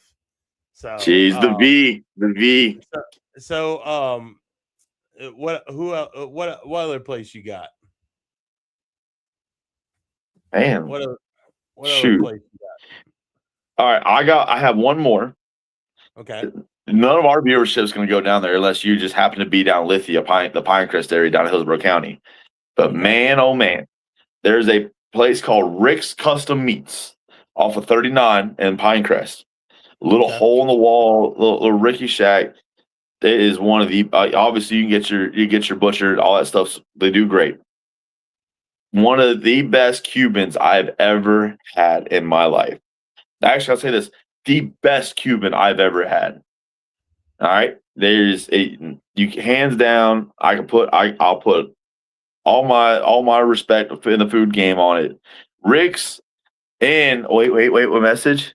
Josh, you fat as hell. You eat everything. Shoot. Hey, I'm tired. It is what it is. It is what it is. Update. We need that update, Denzel, about what happened to the damn spring game with Vanguard. So keep going. You can't comment on my weight, even though you can't comment on my weight. My hair's too nice. But yeah, you can't do it. So you cannot do that until you give us the update. Once you update, you can roast me for all you want. I don't care as long as I get the update. But no, Rick's Custom Meats down in Pinecrest off 39, dude. Freaking that he is on point for the Cuban. Done what right. Makes his Cuban? What makes his Cuban so much? Like what? Answer that. That's one of those questions you don't ask. Come on now, we're in the South. All right, it's an old rickety place. All right, you don't ask those kind of questions because you might not want no answer. Same as going to like an Asian restaurant or something. Sometimes you don't want to know. All right, It tastes good. It's chicken. Well, I'm just saying because like I gotta say, like Bracadas, man, like that's my favorite Cuban sub. See, I've never like up here. I can't say anything because up here I haven't gone to a lot of places as far as like local foods. Just ain't had time. It's Tampa. Bracadas is Tampa. What side though? Because I don't. Where at? It's like under the it's under the expressway, I believe. Going towards. Oh, so it's on the west side. It's on the west. Hey, us East Side Hillsborough County ask RJ. Ask RJ probably been to Rick's because he's Keysville guy. Hey, so what people don't know, we didn't get to talk about. RJ didn't get to talk about last time. Me and RJ actually knew each other when he was in high school because he went to school with my cousins. Okay. So he actually remembered me. So he could be able to test how good Rick's is. We talked about Bracadas and everything. Hey, we got a special guest right now. Josh, we gotta make it quick because he about to go. He about to go night night. I'm glad you know. I was about to tell you, man. We got a good 5 to 10 minutes out of there. So Eastside, they act like they didn't know that Morgan Wallen was. Yep. You ain't gonna say no. I already know how that works with Eastside. They act like they didn't know Morgan Wallen was coming to town. So they didn't. They waited till Tuesday to tell us that we needed to change the game to Thursday. So Doc was like, "Well, why don't y'all just come here on Friday?" And they was like, "No, we put too much money into it." Blah blah blah. There was a whole bunch of. They was like, "Oh, we took retire Anthony Richardson's jersey at halftime," and we was like, "Bro, that y'all can do that at Booster if you want to." Exactly at Spring. So we was like, "All right, man." If I'm Anthony Richardson, you suck it. Do not do that to me in the spring. So anyway, fast forward to Wednesday. Their coach told Doc he needed to give him an answer. Doc needed to give him an answer by a certain time, like 12:30 or something like that. And Doc ended up, calling everybody, trying to get buses and everything. He's like, "All right, we got buses, we good to go." "Oh no, we're gonna do an orange and green game." "What?" He's like, "What you mean you're gonna do an orange and green game?" He's like, "No, well, I made my decision. Y'all don't want to. You want to take too long." He's like, "Man, I had to call the bus yard, bro. It's not a 5-second thing. Like you you got to get stuff right. Make sure we can, get the appropriate things going, pregame meal, all that. He's like, everything I had said, I had to do logistic work behind. So he's like, no, I made my decision. I'm sticking to it. So Doc had to call the AD, like, hey man, y'all got a signed contract right here. Like, what y'all gonna do about that? He's like, well, I'll go talk to Coach Hoskins.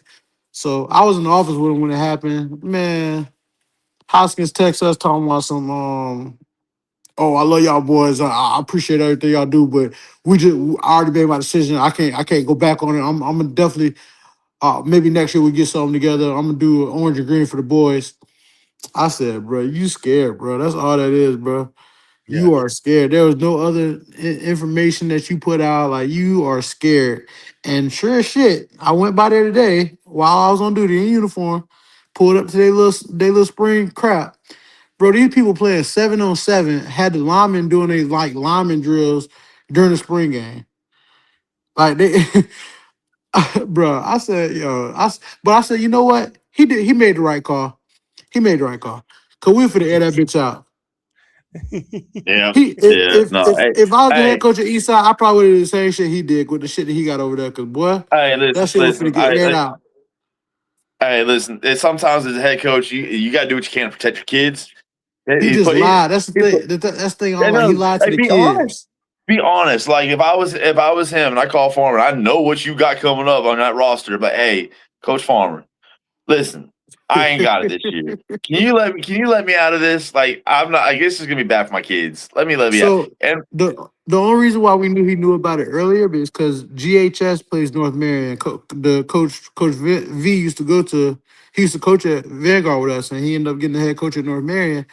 He's like, yeah, man. GHS called me like 2 weeks ago and said we had to reschedule the game because of the concert and everything. So I know Eastside had nobody because they closer to downtown than GHS. Yeah, I know. You know what I'm saying? Do they share that community stadium? Yeah, they got Buchholz, GHS, and Eastside. Man, why is that stadium so bad then? Because like Bay County does the same thing where they share. Bay County is one of the best ones ever. It is absolutely atrocious. That's crazy insane. How bad that field is. And when it rains, oh my, forget about it. Oh no, I heard the horror stories from Antoine when they had to go play there the year I was at Leesburg. Man, it's absolutely trash. But yeah, so we're actually trying to reschedule something right now with at Santa Fe High School for next Friday. They got like a round robin thing going on. Them, West Nassau, and Trinity Catholic. So Trinity Catholic. Man, I wish Eastridge would have chose to play y'all instead of Springstead and Central. Who would Eastridge? Bro, hey, but at least Eastridge ain't playing Central and Springstead. Yeah, because they probably killed them, didn't they? Yes, yeah, dude. Central, like I love my kids at Springstead. It ain't Springstead for 2 years. It's not the Connor Mercazio and Xylis Pastrana years anymore. Come on. That Xylis and Connor class was real. It's not that right now. I know, but I came from I graduated. Bro, you saw my story. I was literally on campus with my kids today. Nick, you gotta be honest, boy. You know they went down. You gotta be honest. Hey, they have gone downhill. You know why? You know why, Denzel? Is because they didn't prepare for Nature Coast being built and realizing that they were going to take everybody like a bunch of dummies. I don't want to go. Hey, listen, I will say this. I think Denzel probably can agree with me, but probably still say no. Probably say the V is still the V. If Nature Coast finally does the thing where they're not a tech school and they open up their borders wider than it is now and make it more of a traditional high school, and they actually give them a locker room, Nature Coast will be deadly, like even more so than they are now. Because when you take that lottery restriction off Nature Coast, oh my gosh! Because the speed they have now, and then you open the doors even more, there are going to be kids going from Tampa to Nature Coast instead of Nature Coast kids going down. Like if they ever gave Nature Coast facilities, that place would be one of the best places. Let me ask you this: are you saying they can compete with Vanguard? The iteration right now, no. Even if you open that bitch up, the version of Nature Coast that we're talking about theoretically, yes. Hell no.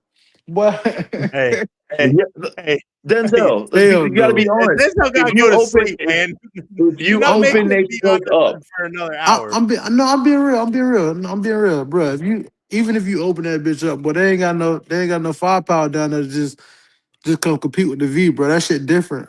That shit way different, boy. bro, I know what you got. I know. I'm telling you, if you open Nature Coast up, because like what the issue right now is, you have Armwood, you have Plant, and not even you don't really have Plant. You have Armwood right now, and then you have Gaither's doing some things. Yeah, Alonzo's doing a couple Plant went things, down, bro. Plant went real. They but went down bad. you open up a school like Nature Coast north of Tampa where they get out of the Hillsboro junk. Hillsboro sucks to be in right now. Like it's just they just feast So you on each said, other, so you saying and I'm put not him in talking about the Pasco? players. No one wants to be at Pasco, dude. I love Cortez Stubbs that's at Pasco. I love Bruce at Wesley Chapel. You ain't build nothing in Pasco County. You go to Hernando County where it's a little bit less restricted. I know we had a conversation about last week. Y'all talked about it and everything. How it's hard in this area, but you open a school like Nature Coast and you give them facilities, and they're going to get facilities because Springstead's getting turf now. Then Central. Then you get Nature Coast get turf. They actually give them a locker room. You give them something kids want to be a part of. You are gonna like it could get deadly there. I'm not saying now. I'm not telling you they're gonna mop the floor with Vanguard. I would never ever say that ever. Because But you know that ain't shit ain't happening. you're opening the doors for a powerhouse if they open the borders in Nature Coast. Okay, I can respect that. But like we said, you know, like it's not even about like for us. It's not even about facilities and all that shit, bro. It's about a coach that's gonna have connections with these colleges. Because at the end of the day, what you want to do is get these kids in colleges. You know what I'm Exactly. saying? I tagged Nick in some stuff earlier. I know you saw that, Nick. Yes, I did. Hey man, I didn't even post everything, bro. USF, No, I UCF. started seeing all these things. I'm going, oh my goodness. Oh, Bellevue won 14-6. Josh. Who they played? Yeah, I already said that. ZCA actually. Oh, Xavier Christian. That's a good win. Yeah. That's a Shout good out win. to- Because Hey, hey, ask Bo why he didn't want to play us, bro. He beat us in 707 over the summer. I mean, over the break. They thought they was the best team hey, ever. whoa, easy. Hey. That's that's one of my quarterbacks. Hey. Easy on Gabe That's fine. Carroll. Don't. Hey, calm it down there. Calm it down I there. can't listen. Listen, we know what the V does, and once the pads are on, I played against you twice. First one we did okay. Second one was terrible. I won't. Hey, I don't All right, normally. I can't have speak for Gabe people. against that. I can't let Gabe be against that right now. I Don't hurt my hey, Gabe. Don't hurt I Gabe. normally don't speak for other people, but I'm gonna tell you right now that is one person you can never question if he's scared or to play somebody, because that He's man gonna. Hey, will never be scared of yeah, going no, to but he's play gonna be smart. anybody. He's like Farmer. No, But Doc. Don't make me do this. Don't put my kids to that. I'm They just ain't ready saying, for it. Bo is a very smart man, though. So he will strategize that and pick and choose. Oh But yeah, he already chose not. And that was a good but choice. It's a That's good a great choice. choice. I'm gonna tell you right now, Eastside do though, the same he's thing. never scared, though. Eastside did But the no, same thing. They chose not to play us too. So hey man, it's for cool. Bellevue to travel down to Zephyr Hills to go beat a team like ZCA, that's good. That's a good spring. That's That's a awesome. good wrap Hey up. man, I applaud Bo. I told him during Good. 707 after he beat us, bro. I said, bro, much respect, bro. We first of all, we deserve that because the kids is getting way too thinking they was hot shit, and so they needed to get a loss for the day. But we ended up winning the whole tournament. You know, it kind of set them off. They wanted to play Bellevue again. They was like, Coach, we need to line them back up because ain't no way we just got beat by Bellevue, bro. That shit's not real. I said, bro, y'all play like ass. What you expect? You know what I'm saying? You come out there, you still sleep half the. Oh, we had to drive to Orlando early this morning. I don't give a damn where you had to drive. You sleep coming out the car. You got to play Bellevue. Out of all people, yeah, better be ready, big dog. They Or you won. gonna They get blasted won. like you got blasted. It took him That's the lightly, thing about didn't we talked about earlier. We need another Marion County team to step up. There needs to be another Marion County team that can stand up with Vanguard. I'm not saying there is one. Not saying there is one, but we need one because then Marion County gets better. Always better when you have more than one. Like, bro, like it's crazy that we're not playing Denellen this year, but like Denellen is the closest thing. You know what I'm saying? I know. Like that's the closest thing to the V. they? But it's all good. Hey man, if we got to go out, we got to play Miami team. We got to play Tampa team. Well, we got to play, bro. We're gonna go play. Hey, Hey, it's what we did in track. We went to Tampa. Like everybody stayed local in track. We went to Tampa. I'm not saying we were a great track team, but we won a competition. We want to get better. You got to go outside sometimes to get better. So I know what y'all Yes, doing. sir. What's that, Nick? let me ask you guys this, because I'm not, I don't keep track like I used to. How good is Jefferson? Jefferson, Have they- I know too. Have they gone downhill? It's not I like really the think they Steve got. Garcia days. Yeah, like back in the day, Jefferson was at that fire. Jefferson. Listen, it was Your Jefferson Hillsboro Armwood. teams you got right now is like Armwood, Tampa Bay Tech, okay. what's Gaither's the Tampa Gaither is Catholic, making a push. Tampa Yeah. Catholic, Gaither. Gaither's always Um, been around though. Sumner's starting to get a good program too, man. They starting to step up a little bit too. Don't sleep on Sumner now, because here's the thing about Sumner. You can't. The area they're in, there's nobody else really. Like there's no one down there taking their talent. Like you got Riverview. Right. That's it. And then Riverview got a pretty good squad too. They're not good now. Newsom got good there for a while. Yeah, Newsom. Did you hear Lake Nona beat Boone tonight, bro? The Really? first time in school history. What? 21-0. No way. Really? Jeez. You know Woodson Jr. over there. Charles Woodson's son. He over there as a DB. He like a 4-star or something right now. Even though we killed his ass in 7-on-7 when they played us down in Merritt Island. Killed their ass. He was talking all that, boy. Oh yeah, Woodson is man. We don't see none of that shit, boy. You know who I would like to see y'all play? Like I know it's tough. I know Sumter was able to play them because of scheduling, but it's tough to go that far up there or have them come down. I would love to see y'all play Niceville. Yeah, they had to come down here. We're not going to Niceville Stadium, boy. You know they that's different. Them boys, they pay refs and stuff like. That's different, and like those and the way they train those dudes. Like once I saw them in state, bro, they like went 1 through. I know they're only allowed 4, but it felt like they went 1 through 5 in every throwing event. Like they're just massive and big, freaking. But that's all they. I don't know.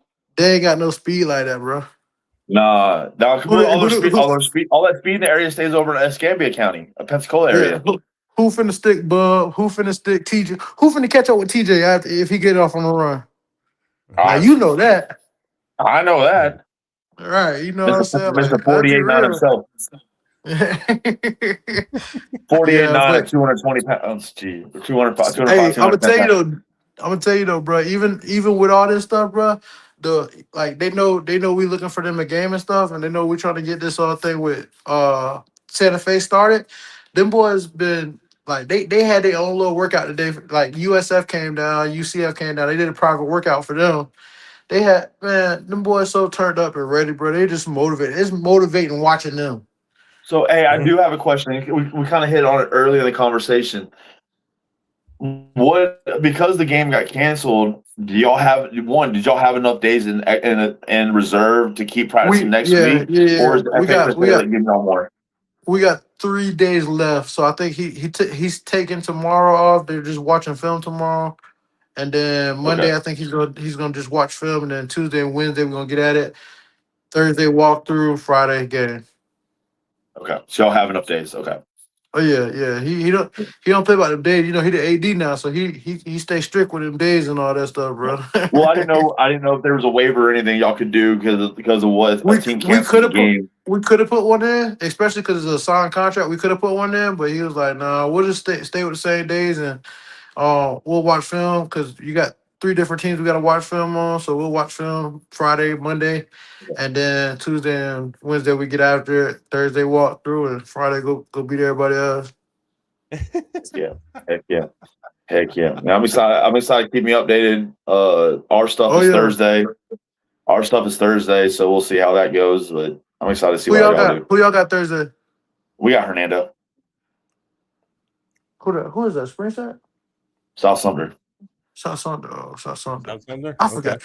Listen, I don't know what school you be at. You be at so many schools, bro. Joshua put he at somebody's school. Hey man, bro, I don't put on that anywhere now. I just go coach who wants me to coach. Spring State wanted me to coach track. I've got to deal. I'm coaching football at South Sumter. Y'all the first person. Y'all the first. Hey, just so you know, Nick, this is the first time I ever said it out in public. Yeah. I've had conversation with people, but it's the first time I've ever said it out in public. I'm coaching football at South Sumter. Hey man, God bless you in your heart. Hey, listen. So like, I'm excited because I've known Ty since I moved back here. Ty's been Is good Ty to me. ever gonna put us back on the schedule after he removed us? After Boosie left? I don't know. He hate to see that. He hate to see that red, white, and blue coming, boy. Goddamn. But hey, listen. Again, he's not gonna lie to you like old buddy at Eastside did. He'll tell you no straight up. He gonna say no. The roster you have. The state of roster knows the roster. The state of Florida knows the roster you have. People gotta make smart decisions. Listen. But listen, this is the thing, Josh. You know the crazy thing is, it's you know Coach TK at the Villages, right? Yep. TK been talking crazy, the new V, talk about the Villages and stuff. So I said, TK, all right, hey man, I'm happy y'all running 7-on-7 state. How about y'all put up y'all trophy against our trophy? We play a real 7-on-7. See who the real V is. So I will say this about South Sumter scheduling. A couple years ago when South Sumter put that really brutal schedule together, and they went like 5-5 or 6-4 and didn't make the playoffs. That definitely makes a coach or an AD kind of gun shy to put a schedule like that together again, because you do everything you're asked to do for the state of Florida and it doesn't work in your favor. Yeah. So I will say that is the one thing I will say. I went out and played the biggest schedule he possibly could have, and it bit him. Yeah. So I will say that. Like I can't make any other comment on why the V's not on there or anything, but I do know he went through that, and that freaking sucks when you do everything the state asks you to do with this whole ranking system. Because like we knew South Sumter was one of the top programs in that class, and you're not going to let them in because they did exactly what you wanted to do, and you put somebody in that was by far inferior. So hey man, when y'all play my cousin shop, bro, do y'all take it easy, bro. Don't be on that bullshit, man. Dude, don't be on that bullshit. Hey, I gotta say something about this because it drives me bonkers. Look, I understand you lose some people, but my God, sometimes coaching does out coach some of this talent that you got on some teams. I get it. Like, I get it when, like, I remember when Tebow came Citrus and everything, and everybody was in awe, and he killed Citrus and all that. But come on, man, like anybody got a chance. It's just, let's be real. Like, Hernando ain't gonna take that big of a step back. They ain't gonna take that big of a step back because they lose a couple of players. I don't know. Everything he's dealing with, that's not on Chop. That's a tough situation. That's a tough situation. He got thrown in the fire, bro. He got honesty, but you know what I'm saying. Like I know my cousin. He gonna overcome it. That's one thing about him, bro. No, he's blocked now. He's battle tested. You know. Exactly. He's battle tested. He's a hell of a coach.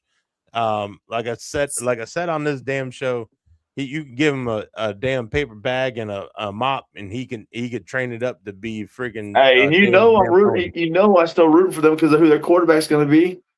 Oh, I don't know who their quarterback for. It's Waylon Williamson. Oh, okay. Is that Casey's little brother? Yeah, it's Casey's little brother. Okay, yeah. I love Williamson family, bro. I love all the one of the best families in the world. One of the best. Bro, have you seen the stuff they posted about Paisley being over in Colorado? No. He's freaking killing the best freshman hitter right now. Josh, I ain't gonna lie to you, bro. Josh, my Facebook, I don't even look at other people's shit. I post shit about the V. That's it. No, okay. Well, I'm just telling you. So Paisley is probably. I think she's ranked like number one. She's ranked like the number one freshman hitter in Division II softball right now. They're number one in the nation. I gotta say they are a great family, except for that dad. That dad, he's a Coke head. I mean the Coca-Cola head. Oh my Lord! Don't do Corey like that. Don't do Corey like that. No, I'm not. He works for Coke. He works for Coke. I know. He works for Coca-Cola. And I know you got oh the my Coke and God. Pepsi wars. I know. This isn't what this is what Mr. V signed up for in this conversation. He's probably hey, listen, he's probably gonna listen to this tomorrow, and he's probably gonna be listening to it while he's sleeping in his damn truck. That's fine, Mr. while he's Corey. on the If you bus. do, Mr. Corey, if you do listen to it, just know the Alexander family. Salute you. God bless. Goddamn. All that. Don't kiss Corey's butt. I ain't kissing nobody but now. Hold on, chill out. I'm just giving respect, homeboy. Just chill. Listen, I love Corey, but I'm also gonna talk crap because it's my Oh, damn yeah. show. You goddamn right. Exactly. Nah, but I'm gonna get it y'all boys, man. At least y'all know what happened. Like I said, we got Santa Fe, West Nassau, Trinity Catholic. They probably don't want to play us, but they're gonna have to see us on the field next Friday. Where's Next that Friday. game gonna be at? Denzel? At Santa Fe High School in Alachua. Okay.